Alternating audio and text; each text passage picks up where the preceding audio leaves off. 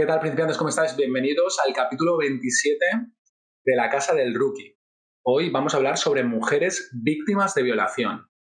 Solo en España, en el 2023, se registraron casi 20.000 delitos contra la libertad sexual.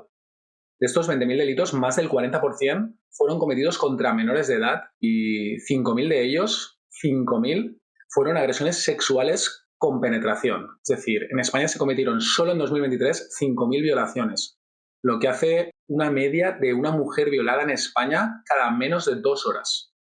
Además, si estos datos ya son muy preocupantes de por sí, tenéis que tener en cuenta que han aumentado las violaciones cometidas por 2 o más agresores sexuales, lo que entendemos por manadas. Y además, lo más preocupante de todos es que todavía hay muchísimas mujeres que deciden no denunciar. Esto puede deberse a diferentes motivos, bien porque se sienten avergonzadas, bien porque se sienten culpables, imaginaos culpables, o bien porque sufren agresión por parte de alguien de su entorno o de su familia y deciden no hacerlo para no generar mayores problemas dentro de su ámbito o dentro de su entorno familiar. Pues de todo eso vamos a hablar hoy, de las víctimas, porque sabéis que este es un asunto que se suele instrumentalizar y politizar para sacar rédito político y económico y muchas veces se deja a las víctimas de lado. Pues hoy vamos a ponernos en el lugar de las víctimas y vamos a hablar con una psicóloga especializada en la atención a mujeres víctimas de agresión sexual. Antes de presentarla, como siempre, te voy a pedir que apoyes el canal suscribiéndote en YouTube, Spotify o Google Podcast o siguiéndonos en redes. Estamos en TikTok, Twitter, Instagram y Facebook.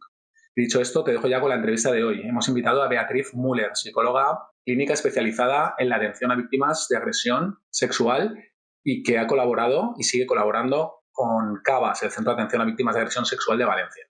Es un tema muy necesario, seguro que te va a interesar, así que te dejo con Beatriz Müller hasta ahora.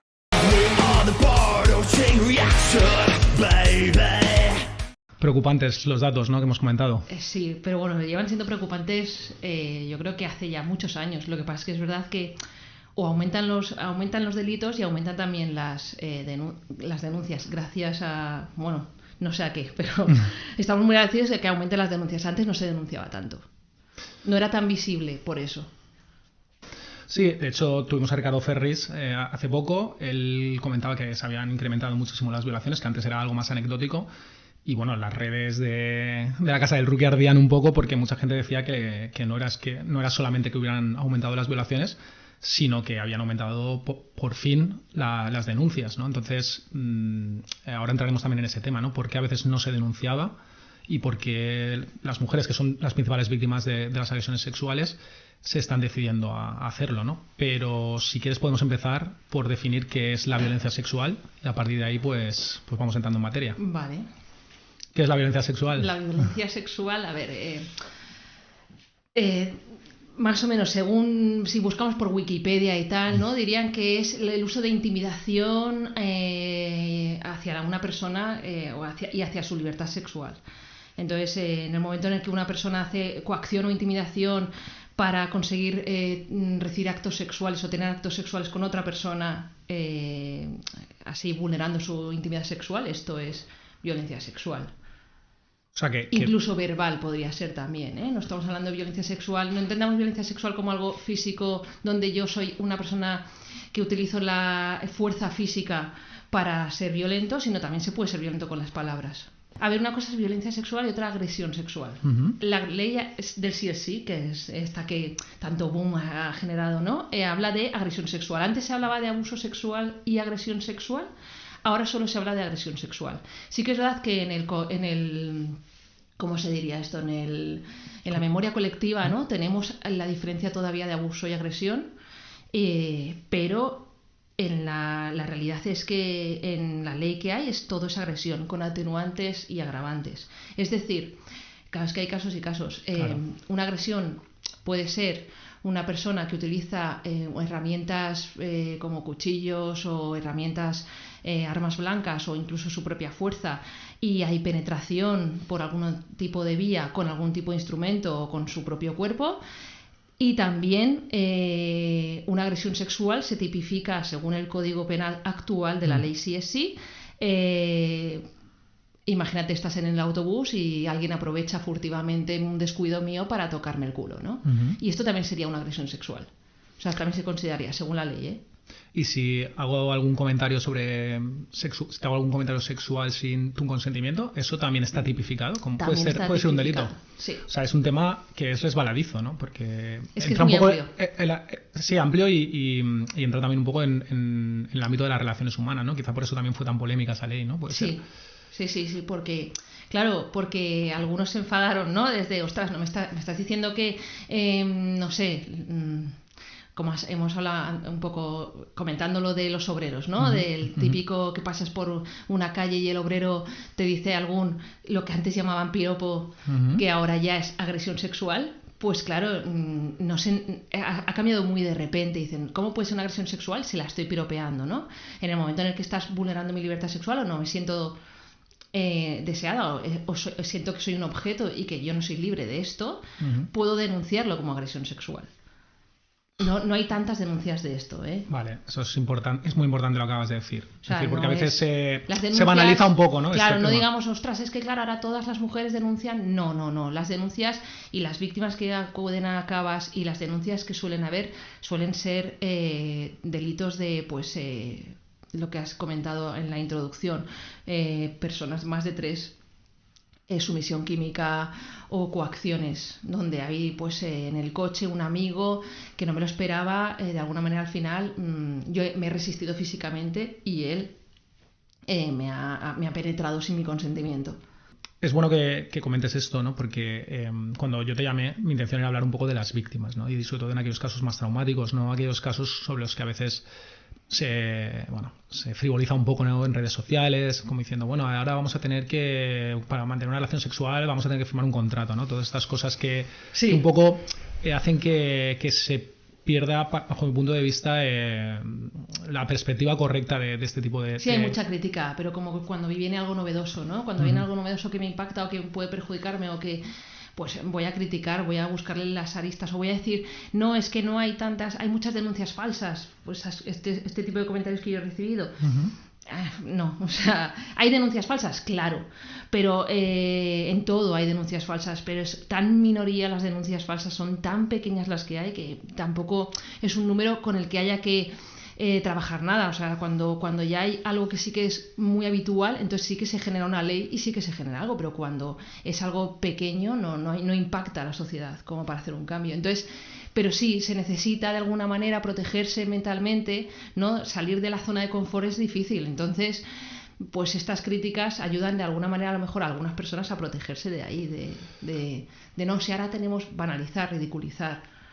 Claro, sobre todo por eso, porque al final cuando nos perdemos en discutir o en debatir sobre esos detalles, creo que se pierde un poco de vista, ¿no? Se pierde la perspectiva de lo que realmente importa, ¿no? Que es, oye, a las mujeres que han sido violadas son a las que les tenemos que dar prioridad, ¿no? Y para eso están este tipo de leyes o este tipo de atención psicológica, que es en lo que yo hoy me quería centrar, ¿no? De, oye, vamos a hablar de qué le pasa a una mujer cuando la violan, cómo se siente, cómo rehace su vida, cómo de grande es el trauma o en qué casos hay un pronóstico o hay otro, o también un poco como Fran me comentaba cuando preparábamos la entrevista, pues como el entorno, cuando estamos nosotros en la familia o en el círculo de amigos de una chica a la que han violado o que ha tenido una experiencia así, cómo podemos también tratarla, ¿no? Entonces esta era un poco la idea, ¿no? Entonces te pedía el contexto de qué es la violencia sexual, pues también para saber si tiene sentido que hagamos diferentes grados. Yo creo que sí, ¿no? Porque la experiencia es distinta, ¿no? Violencia sexual es una cosa, ¿no? Digamos que según Wikipedia, si lo buscáis todos en internet, veréis esto de coacción e intimidación. Agresión sexual, ya vamos a hablar de Código Penal, nueva ley. Entonces, podemos hablar con jerga, es decir, no hace falta... De hecho, cuando yo hago una entrevista a las chicas, obviamente les voy a preguntar. Y voy a intentar no preguntar casi, si hay una demanda o una denuncia, me la voy a leer antes, para que no vuelvan a tener que hacer otra vez el discurso sobre lo que pasó si no quieren, básicamente para evitar la famosa revictimización secundaria. Entonces, pero sí que es verdad que pregunto muchas veces si ha habido penetración o no, con algún tipo de objeto,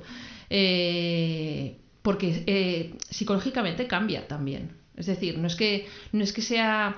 no es por banalizar a lo mejor a aquellas mujeres que han sufrido abusos donde no ha habido penetración, que las hay muchas y mentalmente se encuentran con muchísimo rechazo sexual, culpa y tal, y lo están pasando muy mal, sino que es importante también a veces diferenciar, porque socialmente todavía creemos que la virginidad es un constructo donde la mujer tiene que guardar, o sea, todavía la gente habla de la virginidad, ¿no? Entonces, quieras que no, si hay una parte social o constructos sociales de cómo es la mujer o cómo debería ser la mujer en la vida sexual, cambia también cuando sufre una violación, a lo mejor su propia percepción.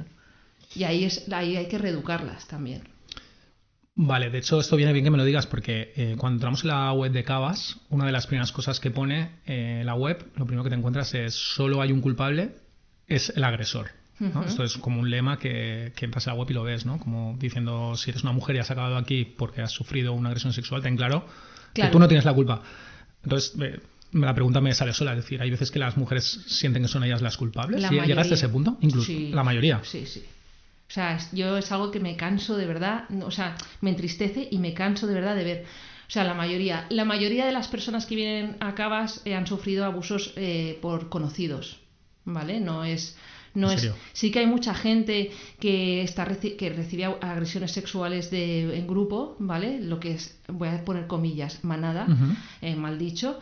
Pero sí que es verdad que muchas vienen por sumisión química. La mayoría de las que vienen por sumisión química o que han sufrido abusos en la infancia y adolescencia suelen ser conocidos. Las de sumisión química suelen ser por amigos, amigo de la facultad, compañero de trabajo, ¿vale? Que se han aprovechado una situación, y las que vienen porque ahora denuncian una agresión continuada desde la infancia, que es agresión continuada, nosotros sabemos que el impacto emocional es mayor, ¿no?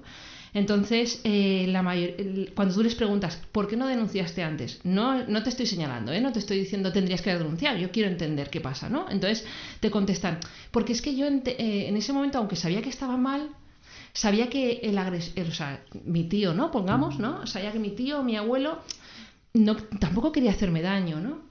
Y a lo mejor yo también, pues, bueno, sí, es verdad que a mí me habían dicho que eso no estaba bien, pero a lo mejor yo también lo buscaba, ¿no? Y se cuestionan si lo buscaban o no. Una niña de 7 años, por ejemplo. O sea, ahora me lo estás contando y tienes 18, ¿no? Pero cuando esto pasaba tenías 7 años. Y todavía te cuestionas si buscabas o no un acercamiento sexual. O es que me regalaba cosas y yo... O sea, es como me estoy disculpando un poco al agresor desde el punto de vista de sé que no me quiere hacer daño, y al mismo tiempo también me responsabilizo de que si esto pasaba era porque, aunque no estaba bien, pero es porque la sociedad ha dicho que no está bien, ¿no? Y aunque no estaba bien, yo de alguna manera consentía, ¿no? Y no es que consintieras, es que tenías 7 años. O sea, no puedes consentir o no consentir. Por eso lo del consentimiento a veces es tan importante. Es decir, no, es que con 7 años no tiene el conocimiento suficiente sobre lo que está pasando para decidir si puede consentir o no.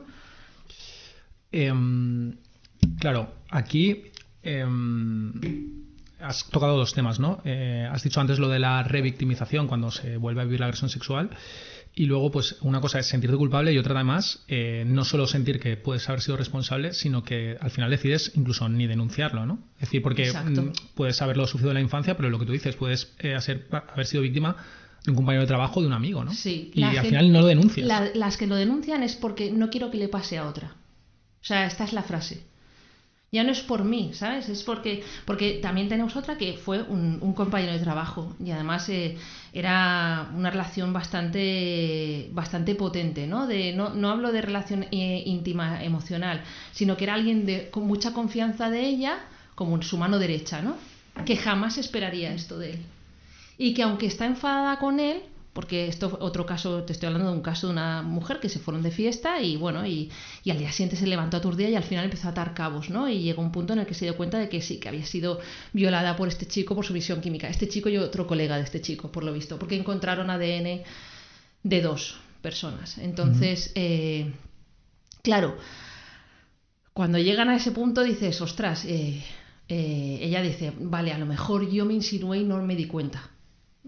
Y yo, claro, le pregunto, ¿qué es? O sea, vamos a hablar de qué es insinuar, hasta qué punto, ¿no? Me tengo que insinuar, o sea, ¿qué significa esto? Y ahí cuando hablamos del consentimiento a los chavales, yo les pongo, por ejemplo, que esto es algo muy, muy visual.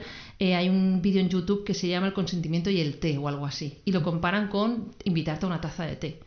Entonces yo se lo explico a ellas también, porque todavía es como, parece que como yo a lo mejor le sonreía de más o lo que sea, esto da pie, ¿no?, a que como que tiene derecho esta persona a hacer esto, ¿no?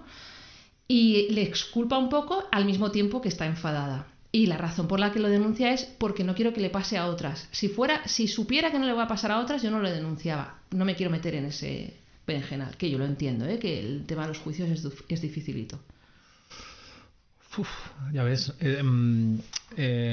¿Y por qué crees que ellas se pueden sentir, bajo tu experiencia, no sé, culpables por simplemente lo que tú dices, sonreír de más o dar pie a un ambiente distendido o incluso cierta... Yo creo que esto está en el ADN social, o sea, esto es como, yo qué sé, como los instintos, ¿no?, que se ha quedado ahí marcado, ¿no?, este aprendizaje. Yo creo que está ahí. Yo creo que nos han dicho es que con esa falda no puedes salir porque no sé cuántos, o con ese escote no puedes salir. De ahí lo de sola y borracha, ¿no? Como un grito de reivindicación de, oye, porque no soy yo no soy yo la que está buscando el delito. No pasa con los asesinatos. O sea, a la víctima de un asesinato no le cuestionan que la han matado porque estaba buscando que la mataran, ¿no? Pero a una mujer violada sí. Y yo creo que está en eso, no solamente en la sociedad masculina, sino también en la femenina. Es decir, es algo que señalan. Y yo lo veo todavía. Sí que es verdad que en la tele tú ves un montón de mujeres unidas, parece todo muy empoderado y todo esto. Están sacando leyes, o sea, genial, o sea, se está avanzando mucho. Pero luego en la intimidad escuchas otras cosas. ¿Vale? Yo he estado en un juicio y todavía escucho, no del fiscal ni del juez, pero del abogado de la otra parte, claro, del abogado del agresor, que se le permite todavía, porque yo soy el juez y a lo mejor le diría, oiga, no, este tipo de preguntas no le permito. Preguntas donde se le cuestiona si a lo mejor la víctima de alguna manera se estaba disfrutando, ¿no? Por ejemplo, es que, sí, de hecho creo que pasó, ¿no?, con la manada hay un vídeo donde donde se ve que parece que disfruta, ¿no? Uh-huh. Entonces, como parece que disfruta, pues eso es que sí, ¿no? Eso es que realmente quería, ¿no? Y es duro, porque a lo mejor no, o sea, está con los ojos cerrados porque no quiere ni ver lo que está pasando. No lo sé, no soy yo la que tiene que juzgar eso. Pero sí que es verdad que también me he encontrado con incluso el abogado de la parte, esto es una anécdota también de algo que ha pasado, que comentar ante una violación a una chiquita uh-huh. en unos baños, en una discoteca, comentar que fue una chiquillada por parte de ellos, ¿no? El abogado de la víctima, ¿Qué dices? O sea... La víctima. Claro, yo me quedé... La víctima no estaba escuchando esto, claro. Pero yo me quedé y digo, ostras, tío, ¿me estás diciendo en serio que eso es una chiquillada? O sea, si quieres te digo, o sea, le hicieron hacer felaciones forzadas. 4 personas distintas, 4 chicos distintos, ¿vale? No es una chiquillada. Pues este tipo de comentarios se oye. Se oye en juzgados, se oye en la Ciudad de la Justicia aquí en Valencia, a día de hoy, hace 2 meses. Bueno, si a ese abogado le hubieran dicho esto le ha pasado a tu hija, seguramente no hubiera puesto ese argumento. Eso le contesté yo. ¿Y sabes lo que me contestó él? Mi hija no lo haría, ¿no? No, mi hija no le dejaría salir por la noche hasta estas horas. Eso es un tema que yo creo que trasciende un poco la psicología, entonces no sé ahí hasta qué punto te apetece charlar de eso, pero bueno, es que hace poco hay otro podcast, pero bueno, aquí somos un poco libres. Hay otro podcast que se llama Lo que tú digas, que es muy conocido, que hace poco justo hablaron de este tema y estaba el asunto del factor victimógeno, que se llama, ¿no? Yo no lo conocía hasta que escuché este podcast. Y habla un poco de eso, ¿no? Es decir, cuando la víctima se mete en la boca del lobo, ¿hasta qué punto es responsable o no? Volvemos a lo de Cabas. El único culpable es el agresor, ¿no? Claro. Pero volviendo a lo que decía es como de, abogado... no salgas con collares, no salgas con joyas, no salgas con dinero en la cartera porque, claro, te van a robar, ¿no? Hombre, pero tú no le dirías a tu hija... Es que ibas con... Evita el peligro. Aunque volvemos a lo de sola y borracha. Siempre, es decir, pero claro, igual que te diría a ti, si eres mi hijo, la cartera guárdala bien delante, el dinero no sé qué, o el móvil no sé cuánto, ¿sabes? Evita que te roben. Pero no te cuestionaría es que es normal que te han robado. Si llevabas 100 pavos o no sé, o 1.000 euros en la cartera, pues normal que te roben, vas provocando. O llevas, no sé, un anillo de brillantes, vas provocando. Sí, que la culpa nunca va a ser de tu hijo, Hay una porque hay 1.000 parte, euros. Es decir, claro. tu hijo tiene que tener precaución, pero no sentirse víctima, o sea, que es culpa o que va pidiendo que lo... Claro, yo no conozco a ninguna persona a la que le han robado que se sienta culpable de que le hayan robado. O sea, es de, no, es que me robaron las joyas porque, claro, brillaban demasiado, ¿no? No conozco, es que no conozco, además lo veo hasta absurdo, ¿no? En la memoria. Claro. Sin embargo, con el tema sexual sí pasa, sí que pasa mucho esto. Por eso es tan difícil, y aquí viene la parte psicológica, muchas veces desmontar este constructo en la víctima, porque trabajamos mucho desde la culpa y la vergüenza. Porque la vergüenza que sienten es brutal. Y la vergüenza es una emoción que nosotros tenemos, los seres humanos tenemos, necesaria, porque queremos formar parte de una tribu. No nos gusta mucho estar solos, hemos sobrevivido y necesitamos formar parte de una tribu. Y entonces, cuando mostramos vergüenza ante nuestra tribu, de alguna manera mostramos esta parte de sumisión para ser acogidos, ¿no?, en la tribu. ¿Qué pasa? Que estas personas necesitan también sentirse parte de la tribu, por eso sienten la vergüenza. Cuando a lo mejor en este caso no es adaptativa, o sea, para nada, ¿vale? Y no está justificada. Y al mismo tiempo también sienten miedo y sienten enfado y furia y tal, y hay que trabajar mucho esa gestión emocional, ¿no? Pero hay mucha vergüenza, mucha culpa, incluso con el propio cuerpo. Una mujer, aparte de ser violada y sentir todas estas emociones tan fuertes que tú me comentas, aparte parece que socialmente está como marcada, está como manchada. No que lo sienta ella, sino que se pueda sentir señalada, o mira, yo es que soy una mujer violada y en mi entorno no sé, que se sepa, ¿no? Lo que tú dices de la vergüenza, ¿no? Que la gente sepa que te han violado. Eso, hay rechazo a que se sepa, es decir, no deberíamos contarlo con más, no sé cómo decirlo, más tranquilidad y para sentirnos más acogidos, más validadas por nuestro entorno. Claro, pero fíjate, hablas de deberíamos contarlo, ¿no? Es decir, yo sinceramente no conozco, claro, tú eres una psicóloga que se dedica a esto, entonces no cuenta, ¿no? Digamos, pero yo no conoces a nadie que la hayan violado, abusado, agresivo. Personalmente, amigas que yo sepa que han pasado por eso, no conozco a ninguno. Si conoces a muchas mujeres, probablemente el 20% ha sufrido alguna agresión sexual, lo tengo muy claro. Pues imagínate.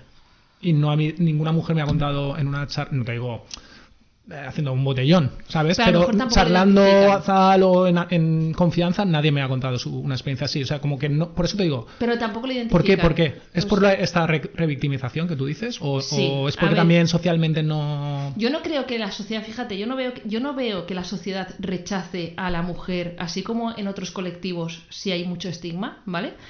Yo no siento que la sociedad rechace a la mujer de forma visible, como en otros, ya te digo, como en otros ámbitos, ¿no? Sin embargo, la mujer sí que se estigmatiza a sí misma. O sea, yo no lo cuento como mujer, ¿eh? No lo cuento como mujer por vergüenza. Vuelvo otra vez a lo mismo. ¿Y por qué sienten esa vergüenza? Claro, y ahí hay que rascar. Esto es opinión ya. O sea, porque sienten aquí cada uno... Bueno, no, me refiero, claro, bajo tu experiencia, ¿qué percibes a la mujer que siente vergüenza? ¿Por qué es? La vergüenza es miedo al rechazo porque, primero, se sienten sucias. No me preguntes... y aquí vuelvo otra vez, entonces, constructo de virginidad, constructo de todavía estamos en serio con cuando un tío tiene relaciones sexuales es un campeón y una tía que tiene muchas relaciones sexuales es sucia. O sea, estamos ahí, ¿no? Atrás, muy atrás, con el concepto de que una mujer pura es una mujer que llega virgen al matrimonio, que la gente que escuche esto dirá, ¿qué va? Para nada. Es verdad que socialmente no se dice, no está, no se ve, pero las mujeres que llegan a consulta no quieren contarlo y les da mucho apuro incluso contarlo a nuevas parejas porque se sienten sucias. Y además me dicen, es que me doy asco, ¿no? O sea, joder. Esto es así. Otra emoción que hay que trabajar, claro, el asco. Y ya cuando lo cuentan porque, claro, quieren contextualizar la situación para que preparar a la otra persona para mantener relaciones sexuales de una forma más progresiva y con este conocimiento de si te digo que pares, para, ¿no? Y yo creo que viene un poco de ahí y luego la parte de la familia pues depende. Ten en cuenta que, ya te digo, la mayoría de las víctimas de agresión sexual suele ser por conocidos. Y esto lo tienes también en las estadísticas, ¿eh? En el INE aparece. O sea, no te hablan del agresor nunca, pero la mayoría son conocidos o familia. Y entonces, claro, si yo le cuento a mi madre que su hermano no sé cuántos, voy a generar un problema en la familia. O no me van a creer. Joder. Porque el estigma está en no me van a creer. Van a pensar que estoy loca, van a pensar que no sé qué, o voy a separar a la familia. Entonces, esta es otra vez la carga de la responsabilidad de cuidar. Y ahí está ese me aparto. A nivel laboral no tanto, o a nivel amigos no tanto, pero sí que es el miedo del rechazo de que no me vayan a creer, de que piensen que yo aquí voy de débil, de víctima, ¿no? La debilidad también, importante Sí. lo que acabas de decir. Sí. No me quiero mostrar debilidad. No, porque parece ser que ser víctima de agresión sexual es ser débil. No, cariño, no. Hombre. O sea, de hecho, no sé si me lo vas a preguntar o no, pero yo te lo digo. Así me la ahorro la pregunta. El tema es, por ejemplo, ¿qué se espera cuando estás sufriendo una agresión sexual? Uh-huh. La gente, una de las preguntas que hacen es, ¿te resististe? Dijiste que sí, dijiste que no, ¿no? En ese momento, yo recuerdo, yo estaba con un entrenador y porque en mi familia era de no, tú tienes que protegerte de los hombres, ¿no? Entonces, pues, ¿ves? Volvemos otra vez a la misma historia. Tienes que aprender, pues eso, artes marciales, Krav Maga y todo esto, que no está mal saberlo, pero da igual. A mí me vienen 3 tíos de 90 kilos y honestamente. Y a lo mejor uno... Porque hay una chica que sabe muchas artes marciales que fue violada y se siente súper culpable porque dice, es que yo soy campeona de esto. O sea, no es que sepa artes marciales que es mi hobby, no, es que me he dedicado a esto. Y de repente me violaron y de repente no supe qué hacer. Y claro, pues es que a veces, es que si tú te paras a pensar, una cosa es el sistema de alerta que tenemos el ser humano cuando oímos unos pasos así en un callejón oscuro, pasos de alguien, que se nos enciende el sistema de alerta y ya estamos preparados un poco para luchar o para huir, ¿no? Primero para huir y si no para luchar, pero cuando yo estoy en una situación donde tengo que sobrevivir sí o sí, estoy abrumada. La mente dice, no vas a poder soportar este dolor, así que te desconecto. Y si te desconecto, no voy a poder reaccionar. O sea, entonces va a pasar así. Por mucho que yo diga, gritad fuego, o sea, consejos para... Porque los damos, consejos ante una agresión sexual. Alguien me dijo, hazte caca y pipi encima. Y digo, es que no puedes, los esfínteres se cierran. O sea, estás en una situación de peligro. Aunque yo voluntariamente quiera hacer eso, no voy a poder. Grita fuego, vale. Grita ayuda, porque si gritas fuego la gente parece que se espanta mucho más. Intenta resistirte siempre. Yo esto lo voy a decir. Pero si no te pasa, entiéndete también. O sea, el sistema, el cerebro está muy preparado para decir, hasta aquí hemos llegado, cariño, no quiero que sufras, así que te voy a desconectar. No sé, un montañista que baja y se hace una herida muy grande. ¿Nunca te ha pasado que has tenido una herida y en frío no duele, o en caliente que se dice no duele, y luego pasa un rato y ya estás a salvo y te duele? Pues esto es así. Es la adrenalina, ¿no? Sí, te desconecta. Entonces están como sumisas, ¿no? Mientras las violan. Entonces el discurso es, no, es que se dejaba, ¿no? Es que está como un conejo cuando se está haciendo el muerto. O sea, es el mismo mecanismo de defensa. No, y tú, claro, tú has dicho, no, yo lo recomiendo resistirse siempre, ¿no? A mí eso es una cosa que me intriga un poco porque evidentemente no me... Bueno, teóricamente no me puedo poner en su lugar. Si tiene un cuchillo, no, ¿eh? Claro, no, pero ahí voy, ¿no? Que depende del contexto, entiendo, pero imagino que gestionar esa situación cuando el pánico y los nervios que debes sufrir son tan grandes, claro, resistirte. Entiendo que dependerá del contexto, ¿no? Porque hay veces que es mejor incluso... te lo voy a recomendar. Si tu vida puede estar en juego, claro, ¿no? A ver, si es que es mejor cuchillo, incluso... Si tiene un arma blanca te voy a decir... ¿Qué puedes hacer? No, porque porque primero tú tienes que sobrevivir. Y si tiene un arma blanca es muy posible que se le vaya la mano, te corte una vena importante y mueras. Entonces no. Pero si no tiene un arma blanca, que es la mayoría de los casos, te voy a decir que te voy a recomendar resistirte. No porque lo vayas a lograr. Pero te puede Bueno, sí, todo depende de la persona, porque claro, si es un loco te puede matar con sus manos, ¿no? Son menos casos. Vale. O sea, realmente, ¿no? O los que me llegan a mí no tienen este tipo, son más otro perfil. No tan violento, ¿no? Más de, pues eso, sumisión química. ¿Qué hago? Espero a que tú estés abrumada en una situación de vulnerabilidad absoluta para poder agredirte, ¿no? No suelen ser casos violentos. Obviamente, si hay una violencia o tu vida corre peligro, para. pero vas a parar, o sea, no es algo que uno sabe cuándo parar en ese aspecto. Porque te bloqueas, o sea, la mente se va. La mente es muy inteligente, la mente es muy sabia. La razón por la que yo te pido que te resistas es para que cuando luego pases por aquí, y por Cabas o pases por una consulta psicológica, tú la sensación de culpa la tengas menos. Porque dijiste, bueno, yo intenté resistirme, ¿no? Ya está. Porque no quiere decir que vayas a salir de la situación. ¿Crees que es posible mantener la calma? No. Por eso que aunque les pidas... Lo que vas a hacer es bloquearte. Lo que te va a salir, ¿no? Y es lo mejor que te puede pasar en la vida. O sea, que te bloquees y que te quedes en trance, ¿no? Que lo que me dicen es que me despersonalizo, es como que me veo desde fuera. Pero ellas tienen espacios en blanco, digamos, cosas que no recuerdan, dicen, a partir de aquí me desconecté y ya no. Genial, sí. Sí, y hay una parte que para mí me parece esencial, porque es que yo soy una gran abanderada de la mente humana en tanto en cuanto creo que esto está hecho para sobrevivir. Entonces, muy bien que tengas espacios en blanco, pero luego hay técnicas que, porque a lo mejor me está pasando algo y no entiendo por qué, técnicas que me intentan desbloquear esto para yo poder entenderlo, técnicas psicológicas que se utilizan para yo poder saber qué está pasando ahí, que no estoy viendo yo, que mi conducta está haciendo esto y debe de haber pasado algo, o tengo la necesidad de saber qué pasó del todo, ¿no? Bueno, hay cada uno que elija lo que quiera hacer. Yo sé que yo cuando trabajo para validarlas, no te sientas culpable por no acordarte, porque es que es lo mejor que te puede pasar, o porque es que tu mente ha reaccionado. Luego te vas acordando con el tiempo, ¿eh? O sea, a lo mejor durante los primeros días no, pero luego va pasando. Esto hablo de violaciones sorpresivas, o por sumisión o tal.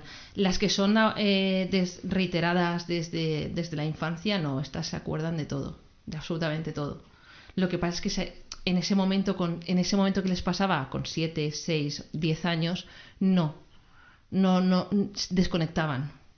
Y de repente se han hecho mayores y empiezan a reconectar. Y empiezan a aparecer recuerdos que dicen, como que ahora lo entiendo, ¿no? Ahora entiendo que pasaba esto, ahora entiendo lo otro. Muy vividos, además, los recuerdos. Hablas de que te has encontrado con muchos casos de sumisión química, ¿no? Sí. Aclararnos un poco esto, porque yo creo que la gente tiene en mente me han drogado con una droga súper vale. súper avanzada, hay varios tipos. En un laboratorio para hacer que, ¿sabes? Que mi voluntad sea totalmente anulada. Burundanga, ¿no? Me han puesto burundanga en la bebida, ¿no? Y no siempre es eso, ¿no? No, hombre, no. Burundanga sí existe, la burundanga, pero no es lo más habitual. Lo más habitual es, de hecho, vendían chulísimos. Yo los intenté buscar un poco para promocionar, pero luego pensé, estoy haciendo el tonto, como unas especie de coleteros que luego te los ponías en el vaso, ¿vale? Y con la pajita y tal. La verdad es tremendo eso ya, ¿no? Y entonces así para que no te pusieran polvos. Pero es que hasta mi madre de pequeña me decía, cuidado con, tú ves a la barra y lo que te pongan, no bebas de otros, vigila lo que te pone en la vida. Esta frase es algo que todas las chicas, no sé, desde los 80, 70 se va diciendo, ¿no? Y sigue todavía, ¿no? Pero ya no es eso, da igual, o sea, bien porque te meto burundanga en la bebida, bien porque, bueno, burundanga también puedo meter MDA, cristal y otro tipo de sustancias, ¿no? Bien porque tú voluntariamente te drogas, ¿vale? Estás de fiesta, te drogas y yo me aprovecho de que estás drogada para someterte, ¿no?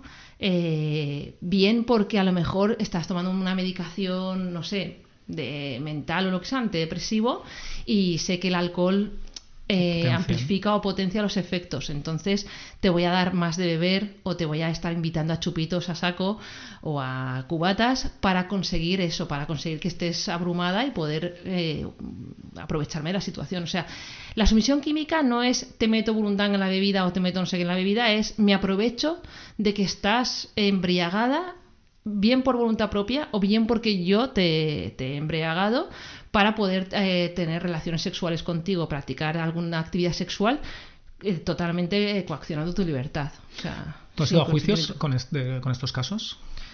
Con sumisión química, sí. Porque lo digo porque se me viene a la cabeza que no debe ser fácil a veces distinguir cuando te he sometido químicamente o yo soy el causante de tu embriaguez o ha sido voluntario, entonces no sé si son agravantes, no son agravantes, bueno, no sé, rollos, pero que... La víctima es que muchas veces no sabe qué ha pasado. Se levanta... O sea, lo malo de la sumisión química es que no, ¿cómo voy a denunciar si no sé quién lo ha hecho? Lo que está claro es que el culpable se aprovecha de la situación, eso está claro. No es culpa tuya, eso es clarísimo. Yo recuerdo historias de más nana que me decían, es que me levanté al día siguiente y la resaca es muy distinta, es una resaca como 10 veces mayor, que dices, es que no la reconozco, ¿no? Ahora ya se sabe más de esto, pero entonces no se sabía.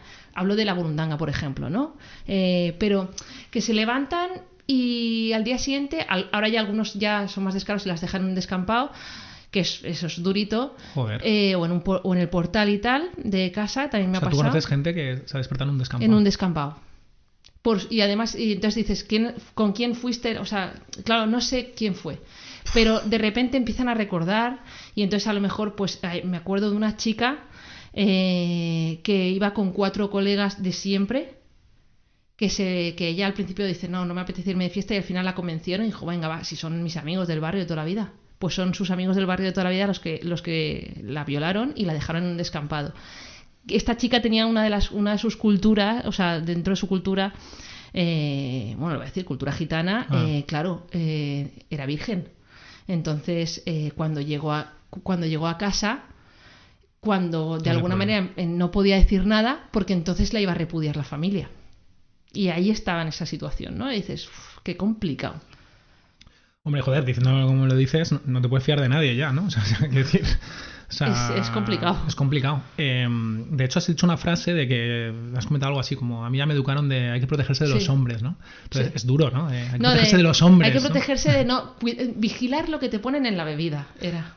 Sí, no, pero que comentabas antes, ¿no? De que como que desde pequeña te habían inculcado cuidado. Pero yo creo que todas las mujeres, si yo lo hablo con mis amigas, esto está en el tema de conversación. ¿Y cómo se vivirá así? Beatriz, tener que estar protegiéndote continuamente. Lo normalizamos, yo entiendo que yo tengo un padre y tengo un hermano y tengo un hijo y este va a ser otro, entonces quiero decir, desde siempre he pensado que no son todos los hombres, que yo no voy a tener esa mala suerte, pero es que pasa. Entonces, cuando hablan de los hombres, luego ya, desde mi experiencia veo que la mayoría son conocidos, es cuando he alucinado, ¿no? Yo creo que es algo que nos sorprende a todos. A mí me ha dejado flipado, de hecho. Pero no sé, ya te digo, al ver a mi hermano, a mi padre y tal, que eran buenas personas, no pensaba yo que esto estaba cerca. Luego cuando vas conociendo a la gente y vas conociendo incluso a gente de tu familia más extensa, pues sí, en mi familia también ha pasado. Y de repente dices, ostras, ¿cómo ha podido pasar y no me he enterado, ¿no? Es como... Y ahí es de no te fíes. Bueno, pues es que tampoco se puede ir así por la vida, de no te fíes. Es de, vale, me gustaría ir sola y borracha, pero te recomiendo... Si yo tengo una hija, yo a mi hija le voy... Bueno, yo tengo una hija. Yo a mi hija le voy a recomendar, ves con amigas al baño, o sea, con amigas a casa, como me decían a mí, con amigas al baño, con amigas a casa. ¿Qué pena? Pues sí, qué pena. A mis hijos varones les voy a educar para respetar a la libertad, ya no hablo de la libertad sexual, la libertad en todos los aspectos de todo el ser humano, pero más allá de eso se nos escapa. Totalmente de acuerdo, al 100%. Entonces es complicado. Lo que nos sorprende a todos es que haya gran cantidad de violaciones cometidas o agresiones sexuales cometidas por hombres que son del entorno cercano de las víctimas, ¿no? Entonces, la pregunta que me comentaba Fran es ¿qué lleva a un hombre a hacer eso? Es decir, ya me gustaría saber, pero... No, claro, pero en los casos, si se hace algún perfil del agresor en esos ámbitos. Si yo te hago un perfil, por ejemplo, que lleva un padre, un abuelo, un tío, ¿vale? Porque hablo de familia, a agredir a un niño, niña... Y de su familia encima. Sí, agredir a alguien tan cercano, o el mejor amigo del padre, que también hay, ¿no? El mejor amigo de mi padre, que era como un tío para mí, ¿no? Agredir a un menor, ¿no? A una menor. Pues a ver, en primer lugar, hay una parte de... ¿Cómo le llamaríamos? Algunos le llamarían perversión, otros le llamarían parafilia, de que me gustan menores, me gustan niños. En segundo lugar... Cuando yo he trabajado con agresores de niños y niñas, una temporadita, la respuesta que ellos me daban es que no dicen que no. Y yo, claro, digo, ¿cómo?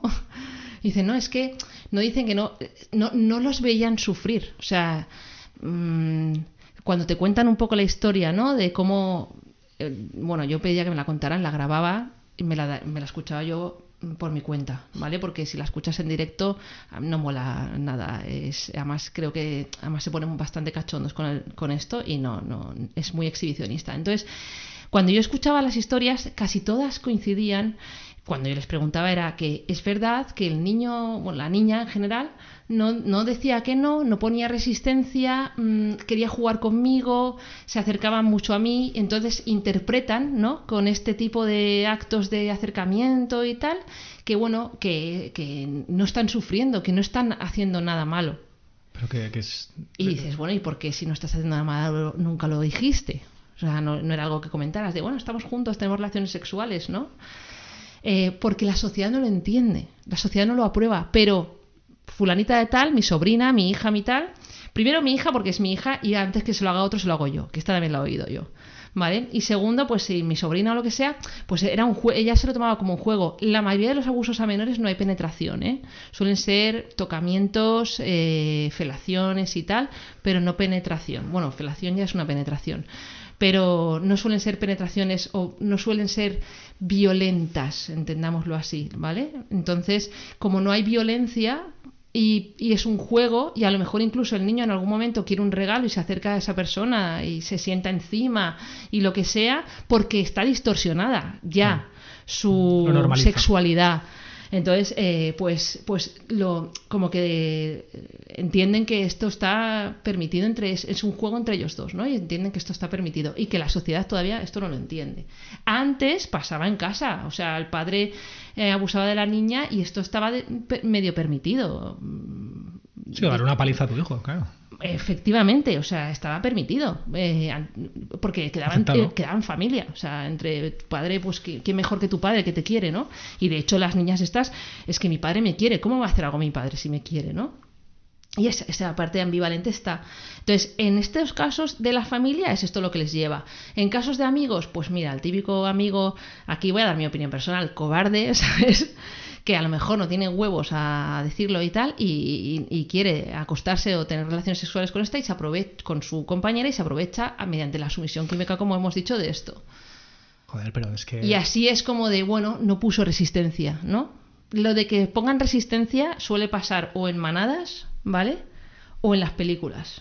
Pero en la mayoría, no, o sea, que sí que existen casos de violaciones agresivas y tal y que cual, igual que hay casos de asesinatos, pero la mayoría te diría yo que no tiene que haber agresividad o violencia por medio. Sí, o sea, agresión hay, ¿vale? Pero no violencia por medio, sino que hay coacción, que hay aprovechamiento, que hay manipulación, ¿vale? Y a lo mejor la violencia está en medio. O, por ejemplo, relaciones de parejas de novios. Así hay, todavía no se denuncian, esto aún no se denuncia, existe mucho, pero violación no se dentro de la pareja, ¿no? Sí, pero claro, el discurso que me vienen a mí las niñas, y esto pasa en adolescentes, el discurso que me vienen a mí las niñas es que es mi novio, ¿cómo le voy a decir que no? Joder, es que de hecho cuando tú has dicho que, porque al final yo lo veo como una forma de intentar autojustificarse, ¿no? No, es que como no me decían que no sufría. Claro, yo al principio lo interpretaba como que era pues eso, cuando el hombre se siente ante el no, cuando, ¿sabes? Como una manera de rechazo ahí. Sí, de superar el rechazo, ¿no? Decir, como no me dicen que no, es la única forma, ¿no?, que tengo, porque el hombre sí que se enfrenta más al rechazo, ¿no? Por norma general. Entonces pensaba que era un poco así, ¿no? El caso que comentabas de los amigos, ¿no? Decir, la única manera de no sentirme rechazado es aprovechándome, ¿no? Claro, si está borracha, ¿qué va a decir que no? No se entera. Y me ahorro el tener mi autoestima, ¿no? Y no me siento mal yo, ¿no? Entiendo, no lo sé, ¿eh? Estos ya son hipótesis. Yo claro. te digo el discurso que me llegaba a mí del agresor, el agresor sexual que me llegaba de menores, que lo vivían como... Y muchos de ellos fueron agredidos sexualmente de pequeños también, ¿eh? Es un aprendizaje. O sea, ya vienen desgraciadamente. De una... Sí. Muchos de una ellos, educación sexual, digamos, distorsionada, ¿no? Cuando rascas es, no, resulta que pues en el colegio pasó esto con el profesor tal, o en su casa, o lo que sea, ¿no? Entonces vienen ya con esta parte así. ¿Qué quiere decir? Que luego, no quiero abrir yo aquí el debate de todos los agresores sexuales de menores es porque han sido víctimas. No, hay un porcentaje menos, o sea... No, hay el porcentaje de los que han sido víctimas de agresión sexual es menor que los que no han sido víctimas de agresión sexual, ¿vale? Que quede claro. Y ya sé que estamos yendo al perfil del agresor y no tanto al de la víctima, pero También hay que hablar de la resource. Claro, por eso te digo. Pobres víctimas. Por eso te digo que a nivel social, ¿qué podemos hacer? ¿No? Porque ellos se estudia donde sale. Es una cosa patológica, esa falta de empatía, ¿no? Porque, hombre, violar a tu compañera de trabajo o a tu amiga. Hay de todo. O a tu hija. O sea, ¿de dónde narices sale eso? Es que ahí el perfil sí que puede ser muy amplio, puede ser cultural, ¿sabes? Puede ser la mujer no vale una mierda. Entonces, pues, ¿qué más da, no? Puede ser... leí el otro día en el periódico, yo ahí ya es opiniones, yo lo que leí, que las manadas, por ejemplo, lo hacían como un rito de iniciación, ¿no? Ya, pero que me refiero que me alucina. No es un rito de iniciación. Saber a una no mujer creo que sufrir. sea un rito de iniciación. No, yo creo que, por ejemplo, en las manadas, por ejemplo, que ahora está mucho más de moda y además han aumentado un montón, es una cuestión de... Es más fácil que yo cometa un delito entre 5 que solo. ¿Por qué? Me siento...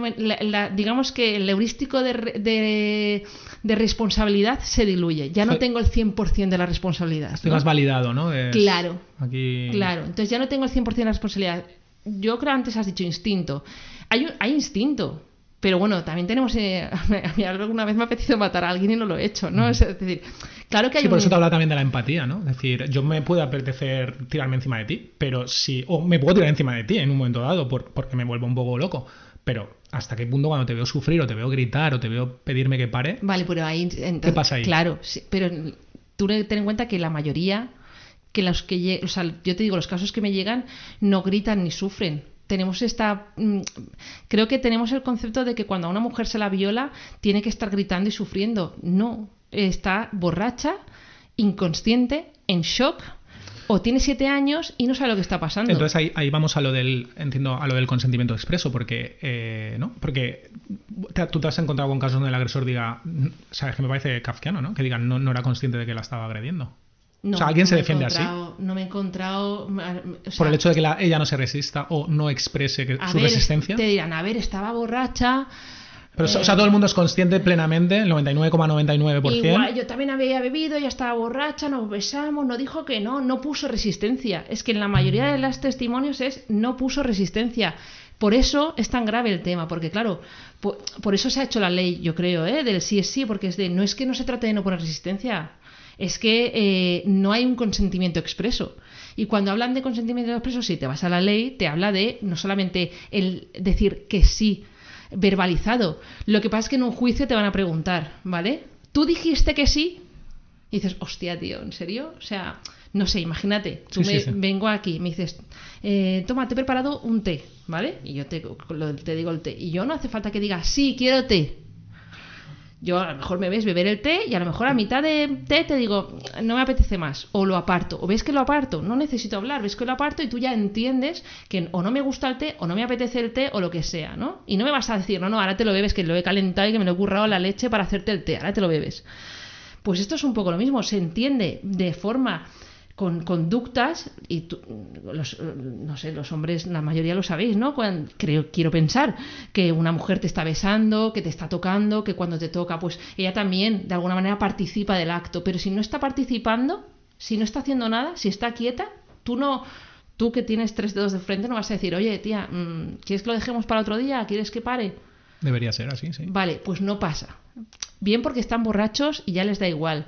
Bien porque pues están excitados sexualmente a niveles altos y les importa muy poco la opinión de la otra persona, pero no la van a ver sufrir mientras lo hacen. Porque a lo mejor o está ella embriagada o está ella en shock. O los dos, sí, claro. Entonces no es fácil, ¿eh? Que luego hay otro colectivo pequeño, pero lo hay, que les gusta y les pone cachondos ver sufrir a una mujer y tal. Bueno, películas snuff han habido siempre, ¿no? Pues, quiero decir, existe, pero no es la mayoría de los casos. O sea, tú vas a un juicio y no te vas a encontrar te vas a encontrar con la duda de, es que no se resistió. O sea que cuando hablamos de estas 5.000 violaciones, claro, tenemos que tener en cuenta que en ese imaginario que tenemos social de son manadas, aunque han incrementado las 477, manadas. Ahora hablaremos de las manadas, pero que en muchos casos son estos casos que tú comentas. Parece que no y al final te violo. O sea, en una situación en la que estamos pues podemos conocernos en un ambiente de fiesta, distendido, y acabó al final violándote. No, a lo mejor en un ambiente de fiesta ya también puede contar una agresión. En un ambiente de fiesta me coges contra la pared, a lo mejor yo te beso y de repente me doy cuenta de que no quiero y te voy a apartar, y en vez de conseguir apartarte y que tú te alejes, tú ya sigues. Y si yo les pregunto a las mujeres que pueden estar escuchando esto de cuántas veces les ha pasado de va tía, que ya estoy cachondo, va tía, y cuántas veces han seguido ellas porque les sabe mal, porque se sienten culpables, o cuántas veces hemos oído es que es una calienta braguetas.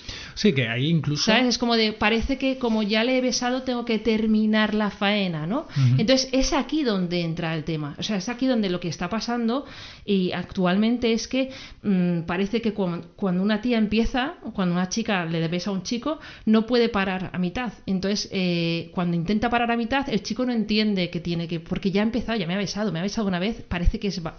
valida a lo mejor el acto en sí y ya ni escucho, estoy focalizado en el acto sexual, me da igual lo que pienses.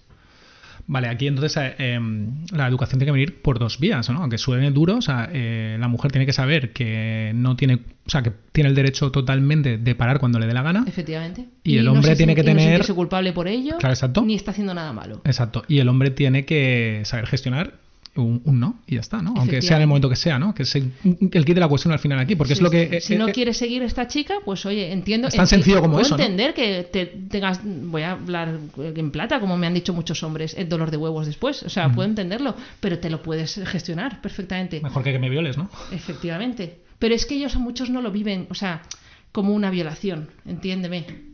Porque todavía estamos con que si yo digo violación, la gente piensa fuerza física, te estampo, te penetro, te hago muchísimo daño y gritas, ¿no? Y quita y tal, ¿no? Como de película. Pero es que no suele ser así. Pero yo te pregunto, en esos casos, el hombre sabe en la mayoría de los casos que está haciendo algo malo, ¿no? En esos casos, o sea, no vale eso decir... Se está pasando la raya. Lo sabe. Sí, sabe que se está pasando la raya, pero ya le da igual. Sí, por eso, porque no estamos hablando de que no, es que el caso es ambiguo, hay dudas. No, yo estoy convencida de que lo saben, porque además no son las cuando hay una víctima, no solo hay una víctima, detrás de esa víctima vamos descubriendo que hay más de ese hombre. Con lo cual ya es una práctica habitual, como que ya le da igual. Vale, entendido. Has hablado también del concepto de revictimización, lo comentabas antes. ¿Qué es eso, la revictimización? Victimización secundaria también. Eso es cuando pasaba mucho, cuando por ejemplo yo he sido violada, ¿no? Entonces lo primero que hago es, y esto recomendado siempre, por favor, lo primero que hay que hacer es ir a un hospital y llamar a la policía. No te duches porque te tienen que sacar pruebas. Y pasa mucho que la necesidad de ducharme para quitarme la suciedad y tal, la culpa está, ¿no? No te duches, toda la ropa interior la tienes que entregar y bueno, cada vez se van preparando mejor los sanitarios y los jueces y todo para atender a la víctima de una forma cariñosa, pero... Los protocolos, digamos, ¿no? Exacto. Los protocolos van mejorando, por suerte, pero sí que es verdad que hay algunos sitios que todavía les falta. Entonces, ¿qué pasa? Que es... Por ejemplo, aparece la policía, ¿no? Esto pasaba mucho más antes. Gracias a los protocolos ya se va cortando. Yo voy al hospital y cuento y me dicen ¿qué ha pasado? Y lo cuento.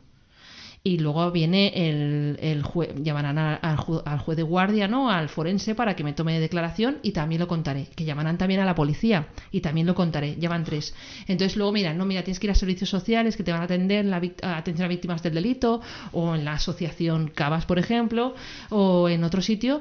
Entonces, ¿qué pasa? Que muchas veces también pasa que en servicios sociales también lo cuentan. O incluso, si no voy al hospital, voy a la policía, se lo cuento a la policía y la policía esta que se lo estoy contando, que es la primera que me recoge, me dice, no, pero esto lo lleva el especialista en...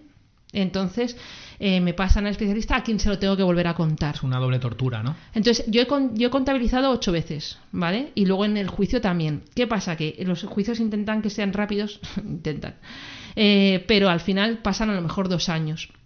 Y entonces tengo que testificar después, otra vez en el juicio, y volverlo a contar. Cuando ya lo estás superando, ¿no? Cuando ya hace 2 años que has dejado el tema aparcado, ahora otra vez, ¿no? Sí. Entonces ahora otra vez. ¿Y qué pasa cuando a lo mejor vuelve a sale el juicio, la sentencia no es firme o lo que sea, o no me han grabado y hay dudas y lo llevan al Supremo? Otra vez lo tengo que volver a contar. Ahora se está haciendo mucho lo que le llaman la cámara Gesell, que es que lo graban, básicamente, para que ya que se tome la declaración. Están intentando hacer protocolos para proteger a la víctima, para que no cuente, por eso le llaman revictimización secundaria, para que no lo tenga que contar tantas veces, porque cada vez que lo cuenta, lo revive otra vez. Claro. Entonces es una forma de decir, vale, no es necesario que lo revivas. Nuestro trabajo, por ejemplo, es conseguir que el discurso que ya hagas o digas no sea, o sea, sea más aséptico.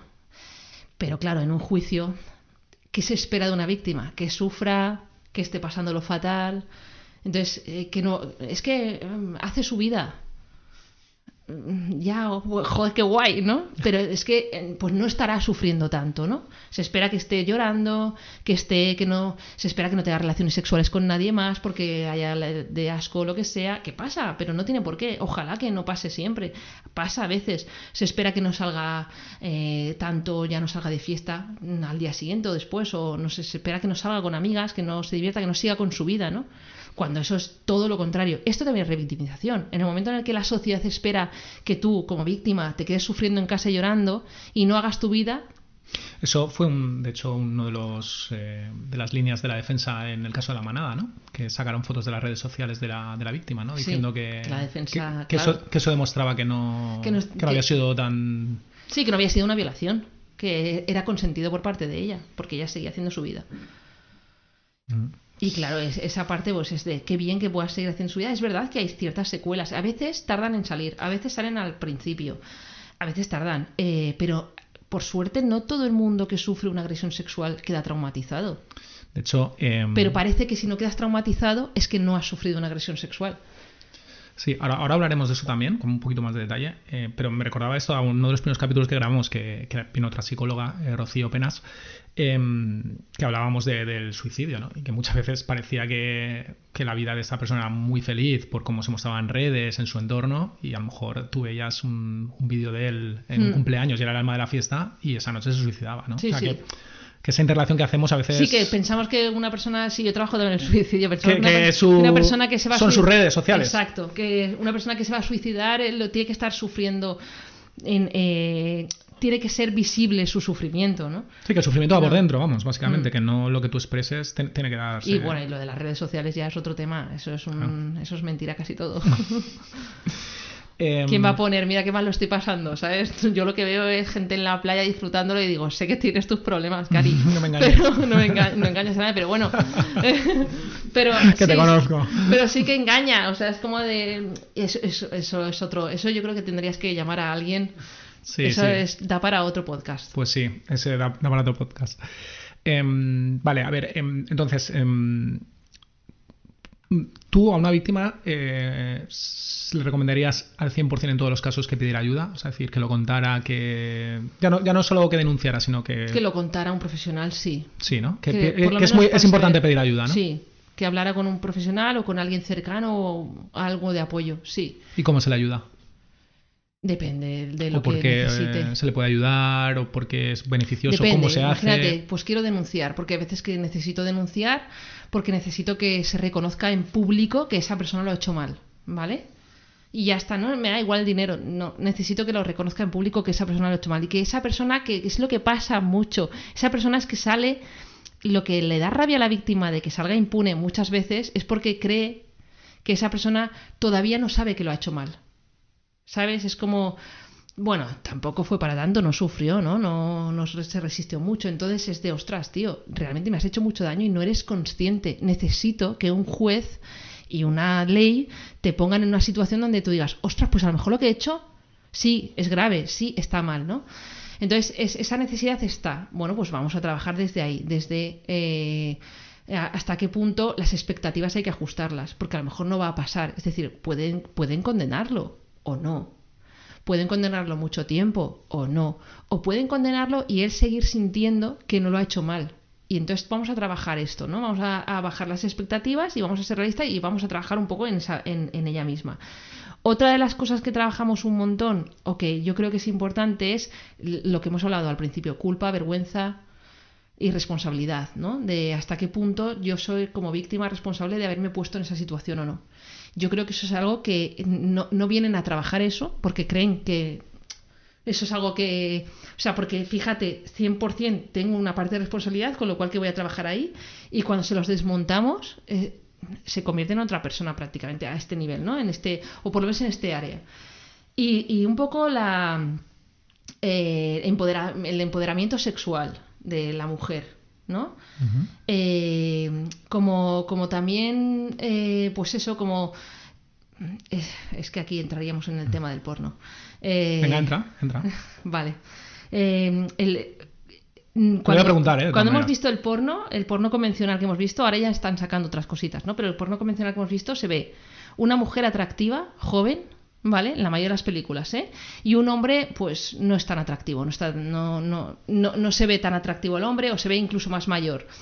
Las posturas que suelen ser posturas de sumisión para ella, y los planos suelen ser a la cara de ella disfrutando, pero yo no veo tantos planos a la cara de él, ¿vale? Veo más planos a los genitales, ¿no? Son planos muy genitales y son planos, además, muy directo todo, cuando a lo mejor la sexualidad de la mujer es de otra manera, no es tan directa, ¿no? Entonces está como muy enfocada, por lo que tengo entendido y tal, a la sexualidad desde el punto de vista más del hombre heterosexual, ¿vale? O bueno, también el hombre homosexual también tiene esta parte, ¿no? Entonces, esto es yo hablando con varias personas e incluso con alguna directora de películas porno. Entonces, ¿qué pasa? Que digamos que la mujer, de alguna manera, cuando yo hablo con ellas, o las víctimas, cuando yo hablo con ellas de relaciones sexuales, imagínate que ya hemos conseguido llegar a un punto, una mujer en el que está fastidiada, que no está manteniendo relaciones sexuales, ya consigue mantener relaciones sexuales y consigue disfrutar de las relaciones sexuales. Todavía le afecta que él no disfrute. Es que él no ha terminado. Parece que la relación sexual termina cuando él termina, cuando él se corre, hablando en plata. Entonces, claro, digo, esto no es así. Que en el porno aparezca no quiere decir que sea así, ¿no? Entonces, las relaciones sexuales son más allá de una penetración y él eyacula y ya está. O sea, ¿qué pasa? Que si mi rol como mujer es ser la que está, el cuerpo que te hace disfrutar, y que, bueno, que sí, que yo también puedo disfrutar, ¿no? Pero que al final se termina cuando tú terminas, pues ahí hay que empoderarlas y decirles, no, bonita, no, tú también puedes tener un final y él no, ¿sabes? Y esta educación hay que darla. Y además, más allá de la penetración y más allá de otro tipo de... O sea, no tiene por qué ser siempre sota, caballo y rey, que parece que es lo que nos han vendido convencionalmente, ¿no? Y más allá de eso, pues a lo mejor incluso no tiene por qué ser, o sea, la frecuencia o el discurso, o se nota mucho a la hora de escucharles hablar.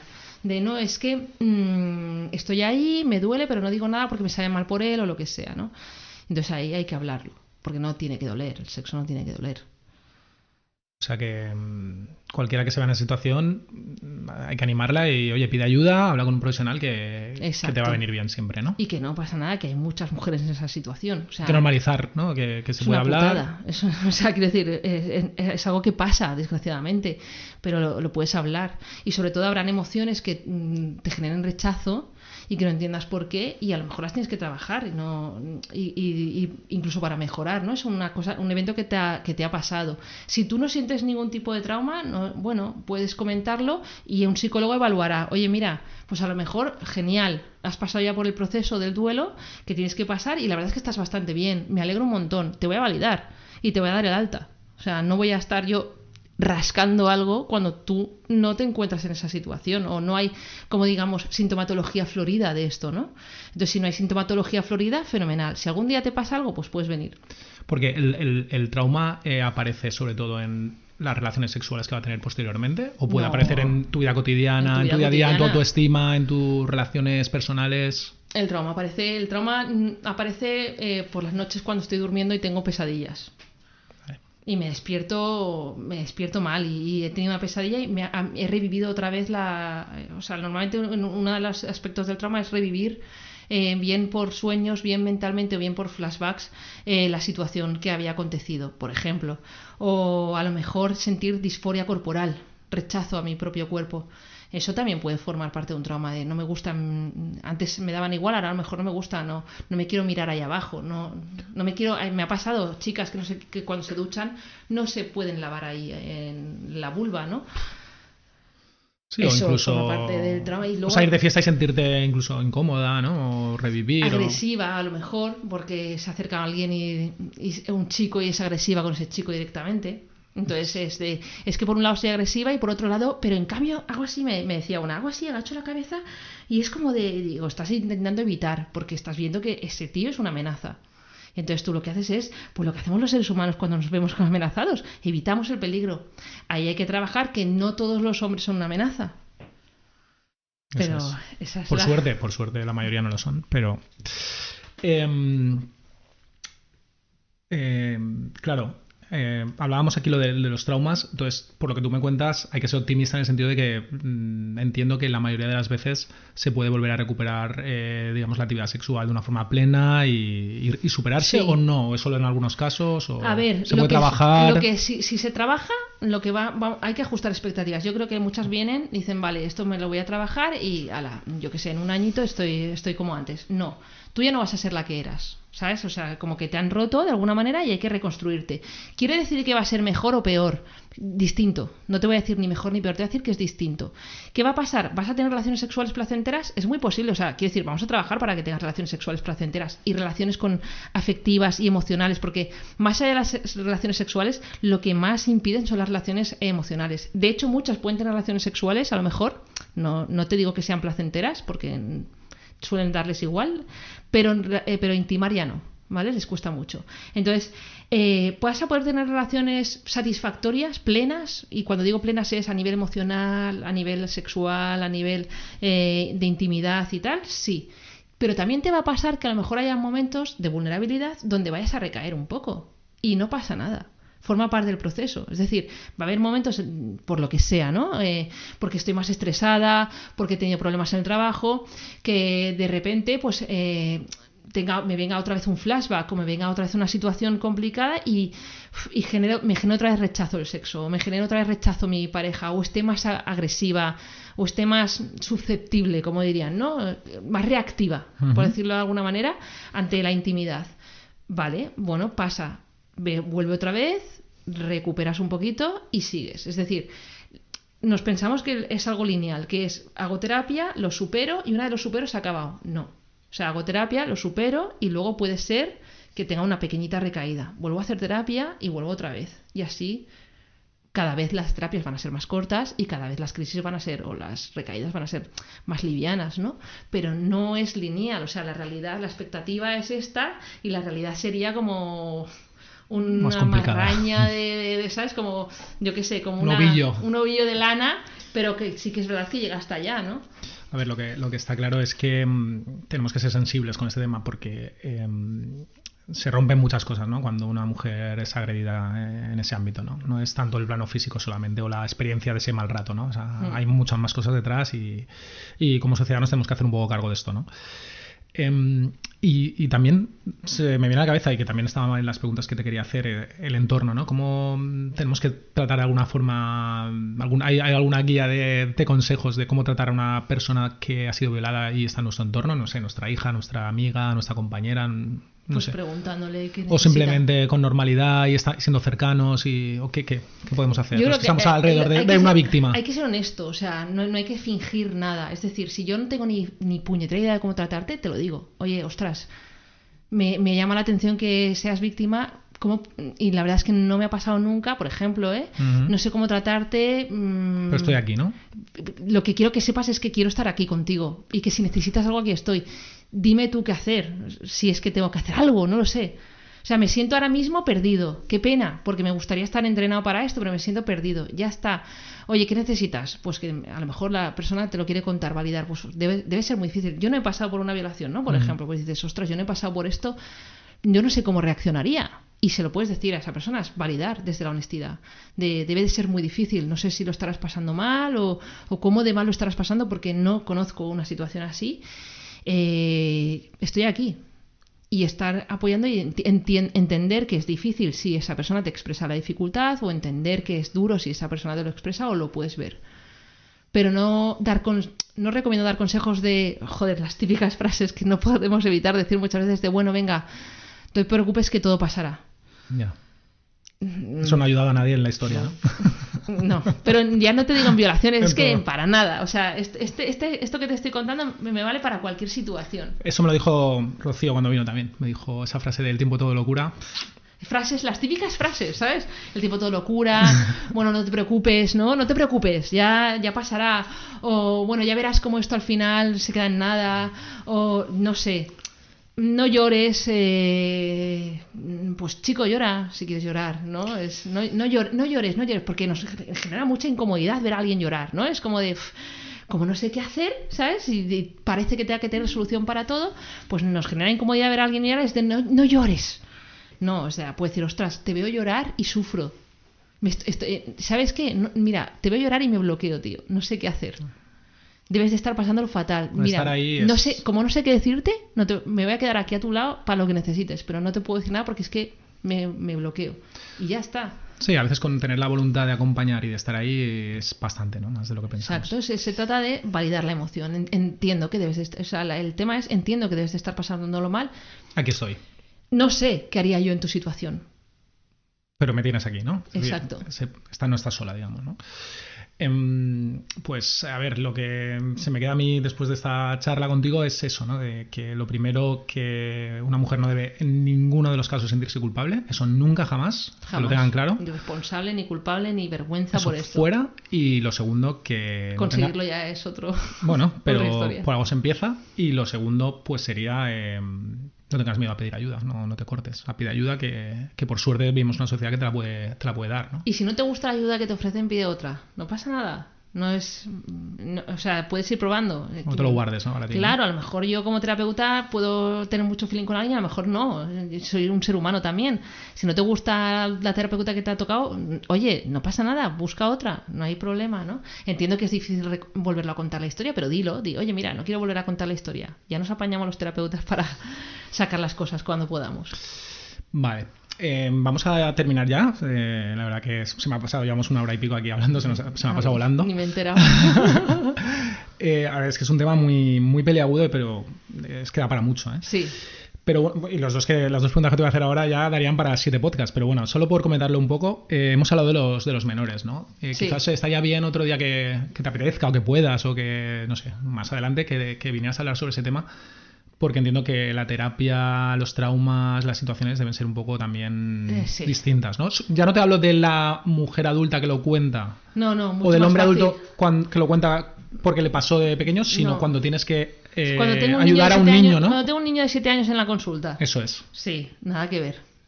Es otra historia, sí. Es otro podcast. Es otro podcast, ¿no? Y ahí es, hay muchos casos, he visto, ¿no? 40 y pico % de los casos de los delitos sexuales es a menores, he visto. Sí, ahí lo que pasa es que a veces el menor tiene más profesionales a su alrededor que problemas, ¿sabes? Servicios sociales, la mamá, si la mamá a lo mejor biológica y la mamá a lo mejor de acogida, si es niño de acogida. El colegio, la pediatra o el pediatra, la psicóloga, y es como de ¡guau! Espera un momento. Yeah. Y a lo mejor este chaval no está traumatizado y de repente empezamos nosotros a no sé, a decir, que estos nunca hemos oído, millones de veces habremos oído que los niños cuando se caen nos miran a ver cómo reaccionamos. Es verdad que no puedo compararlo, no es lo mismo, ¿vale? Un abuso. No te entiendo. Pero es cierto que miran cómo reaccionamos y de repente nos ven con la cara de asustados y entonces se ponen a llorar porque entienden, es un peligro. Pues lo mismo con el tema sexual. Muchas veces hay niños que a lo mejor todavía, no te digo que no estén traumatizados, todavía no tienen el trauma, no toquemos nada. Pues haremos otro podcast, ¿no? Sí, porque ahí hay tela. Estuve en el Sana trabajando y había muchísimos casos, pobrecitos míos. Pues nada, habrá que buscar fecha. Y nada, última, no sé si habrá un melón ahí un poco así raro o no. ¿Has tenido algún varón por agresiones sexuales? Algunos varones.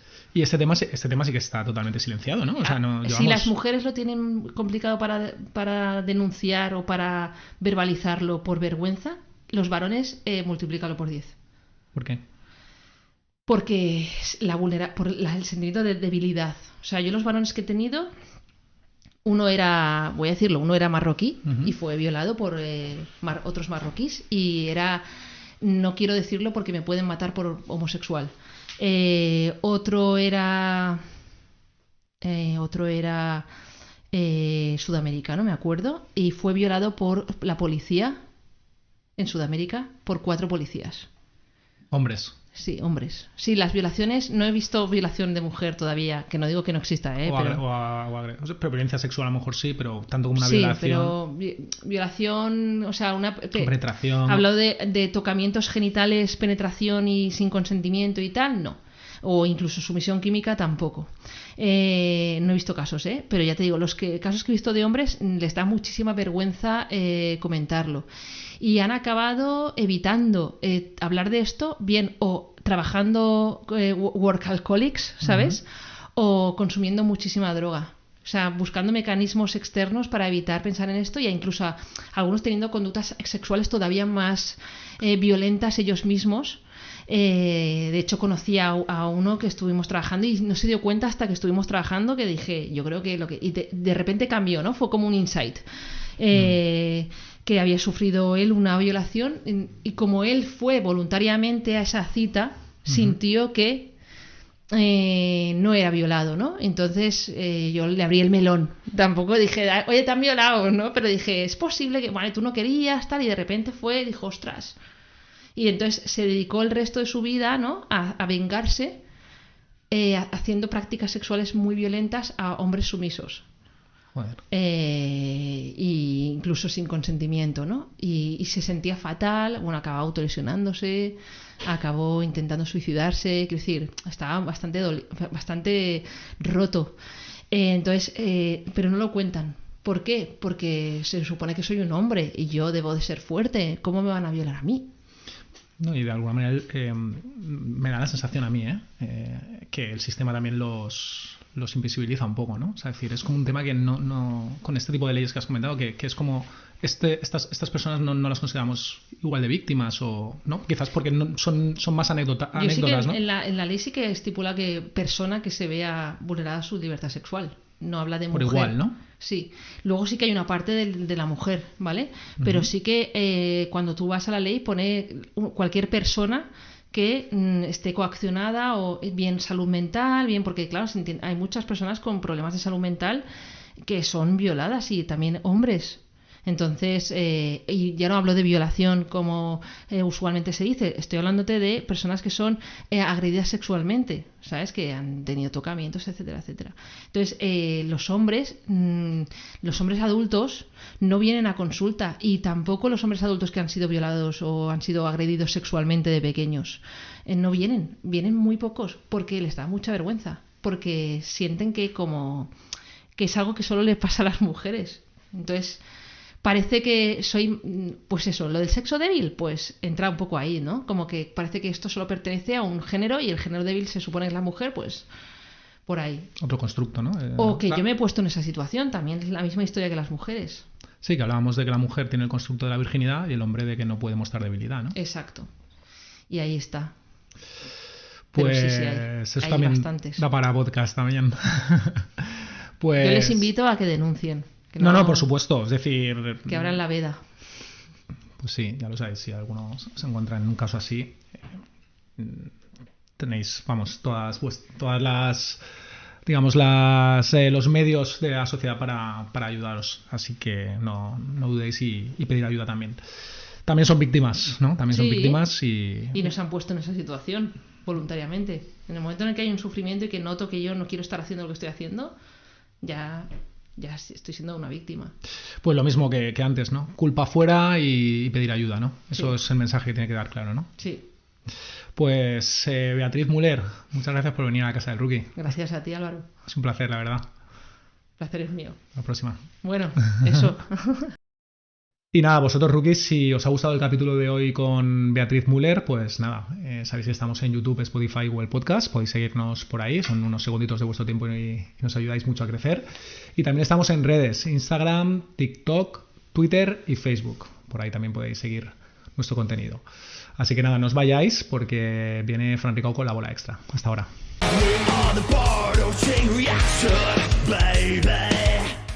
Datos preocupantes, ¿verdad, Fran? ¿Qué tal? ¿Cómo estás? Muy bien, Álvaro, ¿y tú? Ha sido, bueno, ya han sido varias en la Casa del Rookie, pero posiblemente esta una de las más delicadas, por lo menos en las que yo haya participado directamente. Y bueno, no deja de ser también una realidad que está ahí y que hay que afrontar y sobre todo que conocer mejor. Y yo creo que la entrevista de hoy nos ha ayudado sin duda a conocer mejor la realidad de las agresiones sexuales desde muchas ópticas y perspectivas que yo por lo menos desconocía, ¿eh? Tal cual lo dices. A conocer mejor, porque a mí me ha sorprendido mucho, sinceramente, que gran parte de las víctimas que Beatriz atiende son víctimas que han sufrido agresiones o violaciones por parte de gente de su entorno. Eso es. Increíble, ¿no? Dos cosas sorprendentes. Una, que en el entorno, es decir, que el enemigo puede estar muy cerca. Y sobre todo, pues muy desgarrador, ¿no? El hecho de que hay un patrón bastante generalizado, ¿no? De niños o niñas menores que, pues, desde su padre, o sea, con varios grados de consanguinidad, que en fin, que ponen un poco los pelos de punta. Pero sobre todo también, aparte de esto, que el hecho de que dentro de lo que es la agresión sexual, ¿no? Pues hay muchos grados y hay muchos tipos, ¿no? Y que siempre pensamos también por los estereotipos y por lo que nos llega a través de la ficción y demás, como en una violación, una agresión, como algo violento, cuando no tiene por qué ser siempre así. Y de hecho dice que la inmensa mayoría son actos sexuales forzados de maneras en las que no nos imaginamos, pero que muchas veces ni siquiera en ese momento puede ser, no es que no sea consciente la víctima, pero que no tiene que responder a algo en el que tenga que haber una defensa o no sé, ¿cómo lo he expresado ya? Una resistencia, ¿no? Ahí muy fuerte frente a su agresor y demás, no sé, que ha sido curioso. No, desde luego. De hecho, ella ha comentado que esa era una de las claves de esta situación a nivel social, ¿no? Que no se entendía bien que la víctima se bloquea mentalmente y que siempre se pone en tela de juicio precisamente cuando se juzga por la justicia, se tiene al acusado y a la víctima en la sala y se les pregunta, pues no se tiene en cuenta que muchas veces la víctima no tiene por qué representar o exteriorizar su sufrimiento, ¿no? Y eso no hace que no sufra o que no vaya a quedar traumatizada por los hechos. Exacto, incluso en el mismo momento, ¿no? Que lo comentaba Beatriz, que el cerebro como mecanismo de defensa, ¿no? Pues te bloquea, ¿no? Y simplemente estás, pues eso, en estado de shock y no muestras tampoco una resistencia física, ¿no? Y ya solo por eso, pues muchas veces se puede malentender como que incluso se podría estar disfrutando, ¿no? Como decía, que se había utilizado como argumento de defensa de algunos de los agresores en algunos juicios y demás. Pero en fin, sí, curioso, y sobre todo también el hecho que también es una buena noticia a la vez, ¿no? El hecho de que mucha gente se acaba recuperando y aunque decía que nadie que ninguna mujer acaba siendo la misma, ¿no? O puede volver a ser la misma después de vivir algo así, pero que en fin, con los medios y el tratamiento adecuado se puede volver a tener una vida normal. Pero que incluso, o sea, que eso, insisto, que es una buena noticia, pero incluso si alguien tiene esa capacidad de recuperación inmediata, muchas veces se pone bajo sospecha de, oye, no, es que mírala, está haciendo una vida normal, pues no debe tener mucho trauma, ¿no? Cuando eso también es de esos estigmas sociales o de esos estereotipos que todavía, bueno, que no es que yo tuviera, pero que entiendo porque vamos, forman parte todavía del debate, ¿no? Y de los casos más recientes y más mediáticos que hemos conocido, que se han puesto sobre la mesa muchas veces argumentos de ese tipo. Mira, es que hace vida normal, mira, es que parece que en un fragmento de ese vídeo que está disfrutando o que parece que o que cerraba los ojos incluso, ¿no? Como decía en el caso de la manada. En fin, sí, ha sido muy curioso conocer el perfil y la realidad de la mayoría de víctimas que ella trata, ¿no? Que están muy alejadas de lo que podríamos pensar. Y a ver, un tema también, claro, nosotros al final somos dos hombres aquí charlando un poco sí, sobre víctimas de violación. Entonces, el ejercicio que entiendo que podemos hacer es, vale, como hombres, ¿qué podemos hacer? Y poco podemos hacer más que ser respetuosos y si conocemos un caso, es decir, aceptar un no, por supuesto, eso es evidente. Pero si conocemos algún caso, pues lo que ella ha comentado, ¿no? Estar ahí y sobre todo lo que ha dicho, ¿no? Es decir, que la víctima tenga clara que no es culpa suya. Uh-huh. Eso siempre hay que transmitirlo sin ambajes, es decir, no es culpa tuya y aparte de que estamos aquí, tu entorno, tus amigos y tienes apoyo y no lo dudes, que tampoco dudes o tampoco tengas problema en no solo denunciar, sino en pedir ayuda si la necesitas, ¿no? Un profesional, es decir, cuéntalo y no te sientas culpable ni te sientas mal por ello, ¿no? Eso es, y después, claro, las situaciones que ha descrito, ¿no? Como, por ejemplo, aquellas en las que es alguien del entorno, incluso un familiar, ¿no? El que es el agresor y el contarlo puede desatar un cisma en la familia, en fin, ese tipo de presiones que hay que ponerse, hay que intentarlo, ¿no? Porque siempre es imposible ponerse en la piel de una víctima que está bajo esas circunstancias, ¿no? Solo ya que al dolor añadido de la propia agresión, la presión, ¿no? De poder de querer contarlo y no poder contarlo, y en fin. Pero sí, por lo que decías, nosotros somos dos hombres. En realidad hoy ha quedado constatado, es decir, hablábamos mucho o hemos hablado en estas bolas extras por diferentes temas de la igualdad y demás, pues hoy hemos visto, ¿no? un ejemplo de, por no sé, muy bien, situaciones biológicas y demás, donde evidentemente es el hombre, ¿no? el que agrede en la inmensa mayoría de casos a la mujer, o incluso a otros hombres, porque también lo ha comentado Beatriz, ¿no? Que de hecho los casos que ha comentado donde el hombre era víctima venía motivado por la agresión de otro hombre, ¿no? En este caso una relación homosexual. La mujer aquí sí que sale de la ecuación, ¿no? Como potencial agresora, por lo menos en la experiencia de Beatriz nos contaba que no conocía ningún caso, ¿no? Si no recuerdo mal. Y sí, que somos dos hombres, entonces, ¿qué podemos hacer? Pues evidentemente yo creo que ya a estas alturas, donde, en fin, tenemos una vida más o menos establecida, y creo que o espero que nunca nos veamos en una situación de ese tipo, pues bueno, nos queda el hecho de que también somos padres, pues educar a nuestros hijos, ¿no? Y eso es otro tema que también me ha dado bastante que pensar, ¿no? A medida que la iba escuchando. Nosotros venimos de una generación en la que en el colegio, no sé si tú recordarás que se hacían muchas campañas, ¿no? No, hay que dar mucha información, ¿no? Que la educación sexual iba a partir de dar información, incluso nos repartían preservativos, ¿no? Uh-huh.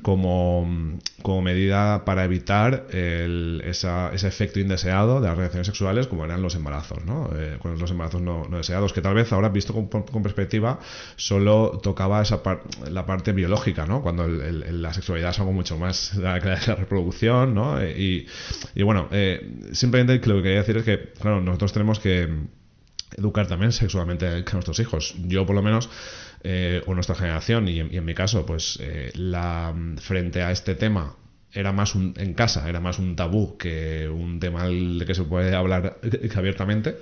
Entonces, pues claro, ese tipo de barreras o de reticencias ya evidentemente con nosotros entiendo que se han salvado. Después ya llegará el momento cuando tengamos estas conversaciones con nuestros hijos a ver cómo las gestionamos. Pero bueno, al final todo se reduce a que evidentemente la sexualidad pues depende de dos personas, ¿no? Que tengan un consentimiento, y sobre todo que seas hombre o seas mujer, pues que te respetes a ti mismo y que respetas a los demás, y a partir de ahí ya pues el resto ya viene solo, ¿no? Sí, lo que pasa que una cosa que es muy delicada y que ella decía, es que aquí está el kit un poco de la cuestión, ¿no? Que todos tenemos en mente que las agresiones son violar con una falta de empatía brutal hacia la víctima y mucha violencia, exacto, de forma muy violenta y tal. Pero claro, joder, si yo lo pienso, esos compañeros de trabajo, esos amigos, esos...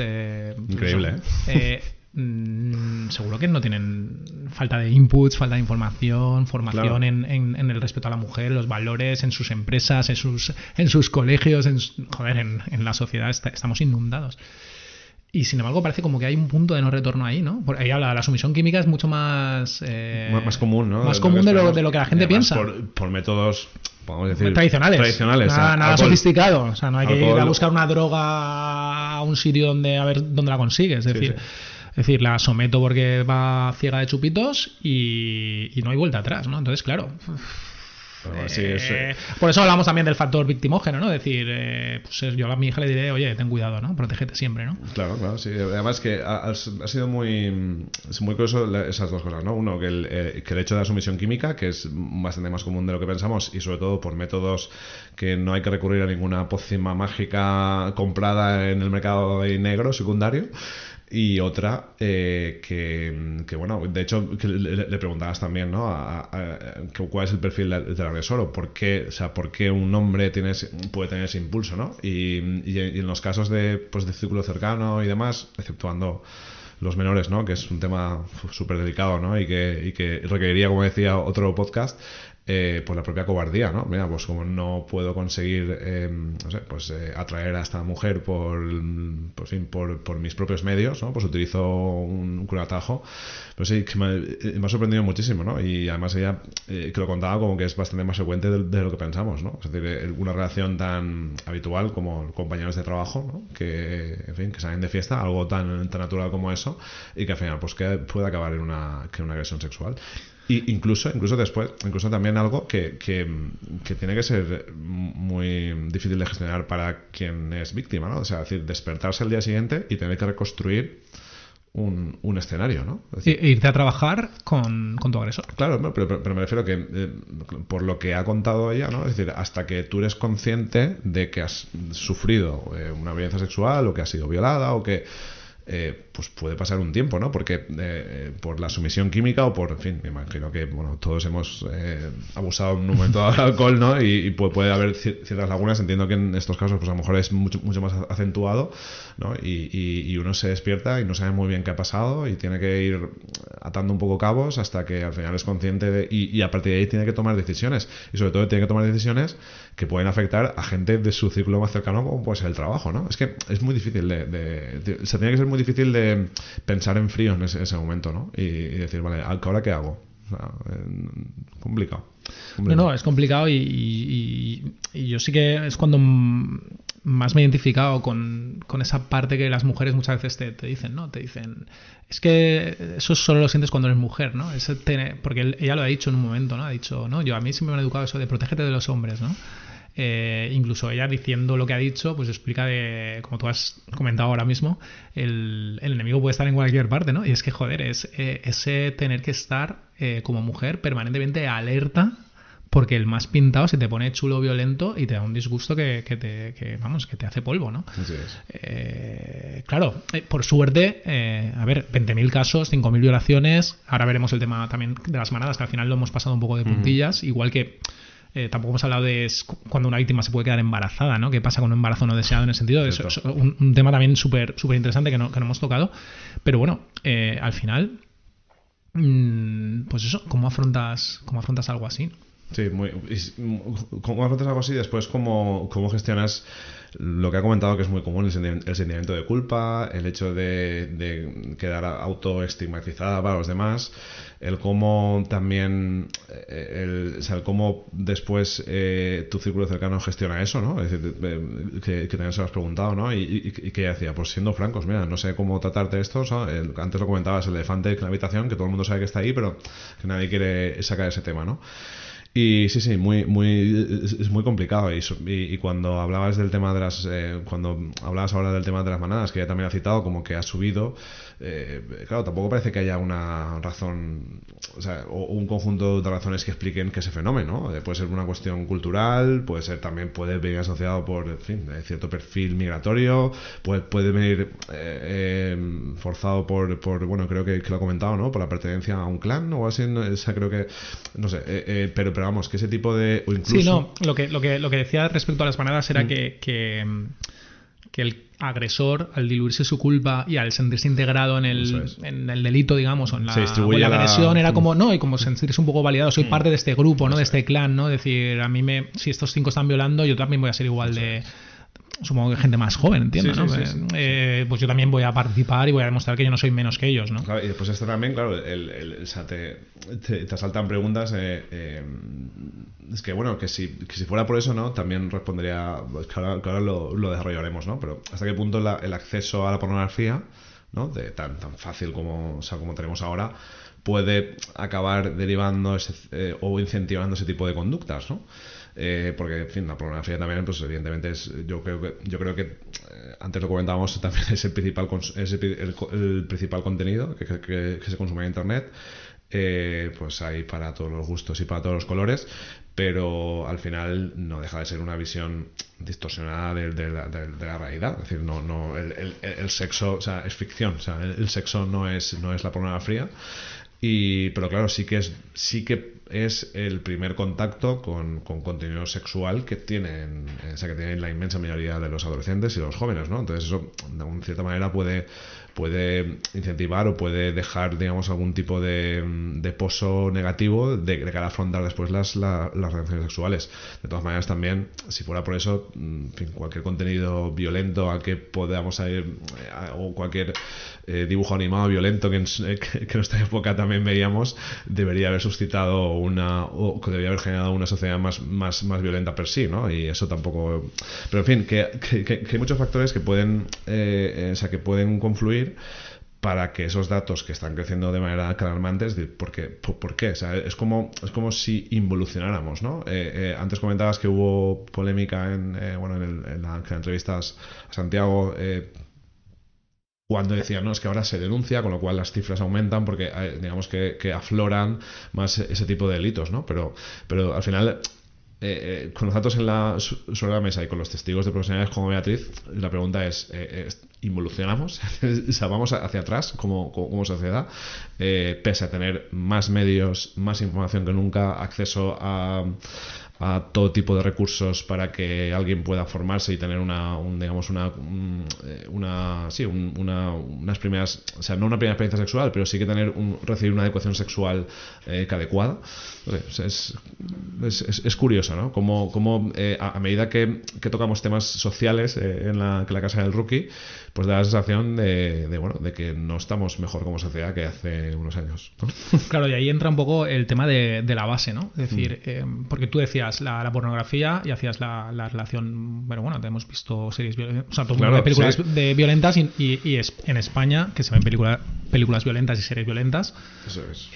Nadie va a tirar, o sea, la delincuencia está incrementando y eso abre esa caja de Pandora de ¿estamos involucionando como sociedad o qué pasa aquí, ¿no? Porque crece la delincuencia y crecen los delitos sexuales, etcétera, pero bueno, por suerte no estamos en un punto en el que la gente vaya por la calle representando conductas de películas violentas. Entonces eso nos hace preguntar si representamos conductas de la pornografía en nuestras relaciones sexuales. Pues no lo sé, cada uno verá lo que hace, ¿no? Pero sí. Desde luego quizás la base de todo tiene que ser, pues como siempre lo decimos, ¿no? Cuando hablamos de la inteligencia artificial y el deepfake, que tú me decías, ¿no? Al final hay que formar y que la gente entienda, o las personas entendamos que... Pues, criterio, sí, que un vídeo, un contenido puede ser falso, que se lo cuestione, pues aquí lo mismo, que el respeto tiene que ir por delante, que pues el no es famoso no es no, es decir, cuando una tía dice que no, pues oye, lo ha dicho Beatriz, lo ha dicho textual, ha dicho dolor de huevos, no sé si es el término técnico. Ha dicho, pues si tienes dolor de huevos, pues gestionar el dolor de huevos, pero es, desde luego es, vamos, infinitamente preferible que te vayas a casa con dolor de huevos que te pases de la raya y vamos, por no hablar de las consecuencias para la víctima, ¿no? Entonces, pues eso, yo creo que es un poco esa es la base, ¿no? Y a partir de ahí analizar los factores que hacen que pues afloren determinadas determinados delitos y determinadas cosas que son preocupantes, ¿no? Ricardo Ferris, como tú dices, vino aquí y bueno, perdón, pues, sí. ¿Qué he dicho Santiago? Has dicho Santiago, sí, pero bueno, Ricardo Ferris sí que vino y bueno, fue muy polémico, de hecho pues, generó mucho debate en nuestras redes. Todo lo que él dijo, bueno, pues es una de las teorías, pero bueno, ¿qué se puede hacer, ¿no? Y al final yo creo que la formación es la base, la concienciación y que todo el mundo vayamos todos a una, ¿no? Claro. El problema es cuando ya entran temas, pues eso, ideológicos, políticos y tal, que lamentablemente acaban embarrándolo todo lo que tocan. Y ese es quizá un poco el problema, ¿no? Que cuando el terreno de juego se embarra, la gente pues coge una bandera y aquí ya no hay más utilidad. Hay blancos o negros, pero no gustan los grises, ¿no? Porque los grises es como que no interesa, ¿no? No se le saca rendimiento a un gris. Totalmente. Y ahora que comentabas, hacías ese comentario de la inteligencia artificial, que he recordado recientemente unas estadísticas que vi, eran de Estados Unidos, en el que se indicaba el número de relaciones sexuales por generaciones, ¿no? Entonces, bueno, venía digamos, una de las evidencias de esas estadísticas decían que la gente joven, digamos, tiene menos relaciones sexuales que las generaciones anteriores. Y que también lo intentaban correlacionar con el tiempo que pasaban solos, ¿vale? Es decir, que hay un mayor tiempo, o sea, pasamos más tiempo, o sea, los jóvenes pasan más tiempo solos, con lo cual eso también, digamos, afecta al número de relaciones sexuales que tienen, ¿no? Sin embargo, crecía exponencialmente el tiempo que pasaban. Sí que es verdad que esto es algo muy reciente, ¿no? Y para considerarse una tendencia tendrían que pasar unos años, pero todo apunta a que va a ir creciendo. Crecía exponencialmente el tiempo que pasaban en portales, como algunos ya como Character.ai, ¿no? O similares, en los cuales tú puedes crear un avatar con el que interactuar, ¿vale? Entonces tú puedes crear ese avatar como quieras, ¿no? Es decir, a tu imagen y semejanza o a imagen y semejanza de tus parafilias. Entonces decían que, claro, que evidentemente un portal que te da la opción de crear un avatar con el que interactuar y con el que hablar y demás, y al final establecer una relación incluso que puede llegar a ser afectiva, que, en fin, que la tecnología, digamos, que da conductos, o sea, o facilita el hecho de que ciertas pulsiones sexuales que en sociedad serían muy negativas, pues se puedan canalizar que a través de un avatar, ¿no? Pero en fin, que esta cosa son... No, pero de hecho creo que hay una serie que se llama Westworld, creo que va un poco en esa línea, ¿no? De un mundo paralelo en el que da rienda suelta a todos sus instintos de hijo de la gran... Pues esto sería algo similar. Y luego me recuerda a Demolition Man, no sé si has visto esa película, de Sylvester Stallone y Wesley Snipes, Sandra Bullock, que de hecho es una película que va de futurista y sin embargo está inspirada en 1996. Imagínate lo viejos que somos. Pues ahí el protagonista viaja al futuro y Sandra Bullock le dice a Sylvester Stallone, le dice... no, es que ahora las relaciones sexuales son todas virtuales, ¿no? Entonces él se cree que va a echar un polvo con Sandra Bullock y de repente se pone ella le da un casco y ya se pone otro y se pone uno al lado del otro y ni se desnudan ni nada, ¿no? Y entonces el otro flipa como diciendo, pero que escucha, ¿no? Esto de qué va, ¿no? A ver, entonces sí, la respuesta es la sociedad está cambiando y... Pues no recordaba, esa escena. ¿Pero te acuerdas o no? Qué buena. Pero te está viendo la cabeza. Claro. Pues es exactamente lo que estás diciendo, ¿no? O parecido, ¿no? De hecho, estoy pensando en otra escena de Ballers, que es una serie de fútbol americano y tal, donde unos inversores también, uno de los protagonistas prueba una de estas, que se pone o sea, tú ves la escena, empieza la escena y él está haciendo un trío con dos chicas, ¿no? Y el tío está ahí disfrutando. Es verdad que tú el plano lo ves raro, ¿no? Y luego cambian el plano y él es el con unos cascos y unos guantes ahí de realidad virtual que está probando ahí para hacer una inversión, ¿no? Entonces, pues sí, la sociedad está cambiando. Pero es curioso porque si pasamos más tiempo solos, más tiempo en casa, más tiempo conectados y socializamos menos, es normal que tengamos menos relaciones sexuales. Pero joder, si salimos menos a la calle, tenemos menos relaciones sexuales y sin embargo violamos más, o se está denunciando más y por fin se está saliendo a la superficie un problema que antes se ocultaba, o hay que darle una vuelta de tuerca, ¿no? ¿Quién pasa más tiempo en la calle? No sé, porque algo pasa, ¿no? Desde luego. Algo pasa. O bueno, o se está fomentando, o porque ella es lo que decía. Es lo que decía. Ella decía que no. Claro, es verdad que ella es psicóloga, entonces ella no está en un juzgado. Eso también sería interesante hablar con alguien que esté en un juzgado, ¿no? Pero ella dice que evidentemente las chicas que van o lo que ella se encuentra son que hay muy pocas denuncias falsas, pero claro, un psicólogo nadie va a un psicólogo a falsear nada. Sí que es verdad que a lo mejor ante una prueba de un juicio sí que tienes que pasar ante un psicólogo, pero ella decía que ella no se encontraba denuncias falsas. Entonces, bueno, es un problema real, ¿no? Entonces, ¿qué pasa, no? Sí. ¿Qué está pasando? Y sobre todo también, bueno, yo creo que es evidente, ¿no? Que sí, que afloran las cifras, las cifras son... o crecen año a año porque, en fin, existe una mayor conciencia. También las leyes, ¿no?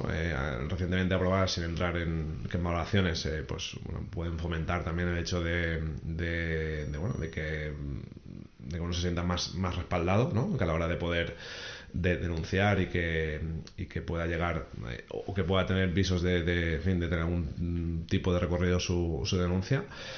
Pero también es verdad que, bueno, claro, es que está la parte psicológica que hemos visto hoy, después estaría la parte legal, ¿no? Porque hablaba Beatriz, ¿no? De esos estereotipos o de esos constructos sociales que todavía no solo están en la vida diaria, sino también están en los juzgados, ¿no? De los abogados de la parte la parte contraria o del agresor en este caso, ¿no? Que hacían preguntas que de alguna manera podían responder pues eso a estereotipos. Pero claro, es que la parte legal, creo que tú también lo has comentado en una de las preguntas, es resbaladizo, ¿no? Porque claro, el consentimiento puede ser algo bastante subjetivo, ¿no? Si no se verbaliza. Claro, puede ser algo es un poco etéreo, ¿no? Sí que es verdad que se existe mucho, ¿no? En el explícito, ¿vale? Pero claro. Sí, que se manifieste claramente, creo que dice la ley, ¿no? Que claramente quede constancia de que hay consentimiento. Entonces, ahí es donde está el kit, ¿no? Claro. Pero bueno, es lo que dice ella. Dice que su experiencia dice que es raro no interpretar claramente cuándo es consentido y cuándo no. Sí, está claro. Pero bueno, ya como profesional dice eso, ¿no? Ya, sí, pero claro, ahí está después, y que lo he dicho ella, a mí no me corresponde juzgarlo, pero después están las pruebas, las partes, en fin. Ahora hemos visto también con el caso muy mediático por ser el agresor quien es, ¿no? Por Dani Alves, que también ha vuelto cada palestra en las últimas semanas porque creo que se le da opción de pagar la fianza, ¿no? Y sí, en fin, ha pasado relativamente poco tiempo en la cárcel. Claro, ahí también ha habido bastante polémica en el juicio, ¿no? Porque hay imágenes, ¿no? de antes de que entraran en el cuarto de baño, después dentro del baño no hay ningún documento gráfico que digamos, de alguna manera atestigue lo que pasó ahí dentro, pero entonces ahí, en este caso, ¿qué prevalece o qué testimonio prevalece, ¿no? Es decir, que en este caso ha sido, digamos, ha sido a favor del testimonio de la víctima, ¿no? Pero claro, hay zonas grises, ¿no? De hecho, yo creo que de estos temas, eso es el punto, uno de los puntos más peleagudos, ¿no? Evidentemente, la víctima tiene que estar por delante de todo. Entonces, por eso ella insistía, es decir, la víctima nunca se debe sentir culpable. Claro. Nunca tiene la culpa. Es decir, si tú eres víctima, no te sientas mal por ello, ¿vale? Pero es verdad que el punto peleagudo aquí es lo que tú dices, ¿no? Es decir, con el caso de Dani Alves, ¿no? En los momentos en los que no somos capaces, o en los casos en los que no somos capaces de probar claramente que ha habido esa agresión, porque parece, yo no estoy muy puesto en el caso de Dani Alves, pero creo que entraron en un baño, entonces ahí ya no hay cámaras, no se sabe lo que pasó. Entonces es la palabra de uno contra el otro. Entonces, en esos casos, ¿qué hacemos? ¿Cómo respaldamos a la víctima sin llevarnos por delante la presunción de inocencia? Entonces, ese es el kit de estas cuestiones, y es una cosa que tiene muy difícil. La resolución, haga las leyes que hagan, porque mira, fíjate, este chico Dani Alves ha sido juzgado ya con la nueva ley y pues lo que tú dices, paga la fianza, sale, entonces se ha resarcido el daño en el caso de que realmente haya sido condenado correctamente, ¿no? La víctima puede estar satisfecha, ¿no? ¿Qué ha pasado ahí? Aquí en este caso también... Porque ha sido condenado realmente, pero... Sí, ha sido condenado y yo ya digo, yo tampoco se conozco el detalle del sumario y demás. Lo que parece que le penalizó bastante a él fue el cambiar de versión, ¿no? Cambiar la credibilidad, ¿no? Claro, al final la credibilidad para decantar, digamos, esa balanza o esas zonas donde, vale, es tu palabra contra la mía. El relato de ella sí que ha sido firme durante todo, o sea, desde la denuncia hasta el juicio, ¿no? Que no sigue en su caso. Pero sí, bueno, que es un ejemplo, ¿no? De lo que posiblemente, y al hilo de lo que comentamos ahora, posiblemente esto hace 20 años, pues a lo mejor ni siquiera se hubiera denunciado. Eso también es lo que decíamos, ¿no? De las cifras, que el incremento también puede ir motivado por la mayor concienciación que pueda existir, ¿no? Y porque, en fin, ese tipo de situaciones, o incluso insisto, ¿no? O sea, decir que tal vez ahora las mujeres puedan ser más conscientes de que están siendo, o sea, de que están siendo abusadas sexualmente, ¿no? Porque a lo mejor hace muchos años, pues bueno, entraría dentro de lo normal el hecho de que, bueno, pues mira, si no tengo muchas ganas, pues me aguanto y ya está. Eso, sí, es tal cual, ya lo he comentado, que en otro, igual hace 20 años, es que claro, me metí en el baño con él, pues claro, ahora qué voy ahora a decir, ¿sabes? Aunque yo no quería, ¿qué voy a decir ahora? Pues así es. A ver, yo repito, ya para terminar, lo que se me ha quedado a mí muy grabado es eso, ¿no? Es decir, y la forma que creo que he conectado más con lo que me ha dicho, porque es muy difícil no ponerse en el lugar de una mujer, porque no nos vamos a engañar. Yo no puedo ir aquí ahora de estupendo diciendo que no, yo empatizo con el dolor, es que no. Pero sí que he conectado mucho cuando decía eso, ¿no? Es decir, la mujer vive en constante alerta, ¿no? Y sabe que tiene que ir con ella ha dicho lo de sola y borracha, dice, no, sí, yo entiendo el lema de sola y borracha, me parece loable, entiendo la motivación de ese lema, pero yo le diría a mi hija, ve siempre con cuidado, y a mí me han educado siempre así, y así voy a educar yo a mi hija. Entonces, al final, pues es una putada, pero quiero decir, es la realidad. Entonces, sí, fíjate, es duro, es duro. Ese lema a mí me causaba rechazo. Hoy lo he visto desde otra perspectiva. Eso, ahí voy. Sí, o sea, hoy me ha ayudado la entrevista de Beatriz y ya digo, no se ha entrado porque creo que tampoco hace falta ni entrar en temas polémicos, ni en temas políticos, ni siquiera ideológicos, ¿no? Esto es la constatación de una realidad y hay leyes que ayudan a que esa realidad, digamos, aflore y que se pongan los medios que sean necesarios para mitigarla. Pero claro, el sola y borracha quiero llegar a casa, ¿no? Que es lo que se cantaba muchas veces en las manifestaciones, pues hoy he visto el trasfondo que puede tener, ¿vale? Otra cosa es que sea más o menos acertado el lema, pero digamos que está digamos, el por qué se dice eso, ¿no? No, sí, volvemos a lo mismo. El tema es cuando queremos simplificar. Claro, eso, exacto. Es decir, es un lema de una manifestación. Tú tienes derecho a ir sola y borracha por la calle. Lo tienes y haces bien en querer concienciar a la gente que no puedes hacerlo. Pero eso no es garantía de nada. Ninguna ley te lo va a garantizar. Entonces el problema es cuando se quiere sacar rédito político de esas cosas, ¿no? Ese es el problema. Sí. Porque sola y borracha, como tú dices, yo también he conectado ahí mucho con lo que me decía. Pero también he entendido cuando ha dicho, y yo si tuviera una hija, no tengo ninguna hija, pero si tuviera una hija, es lo primero que le diría, sola y borracha, evítalo. Te estás exponiendo de una manera... Evítalo porque... El mundo no es el que queremos que sea, el mundo es el que es. Eso es, así es. Entonces, efectivamente, y la realidad, o sea, ¿cuál era esa? Y la realidad está ahí afuera, ¿no? Se decía, o como, que no recuerdo ahora qué se decía, pero bueno. Esa crítica, ¿no? Que es el mundo que es. Entonces, sí, tenemos que luchar y aspirar como sociedad a que tú puedes hacer eso, pero tal vez llegar sola y en esas condiciones a tu casa, pues no es el mejor de los escenarios como para preservar tu seguridad personal. Ya está. O sea, no hay... Y más viendo las cifras que van creciendo por lo que parece. Sí. En fin. Francisco Rigau, oye, gracias por venir, ¿eh? Nada, a ti. Te lo has currado, ¿eh? Por invitarme de nuevo. Bueno, pero nunca te puedo decir que no, tío. Que en este caso... tú no es sí, ¿no? Claro, efectivamente.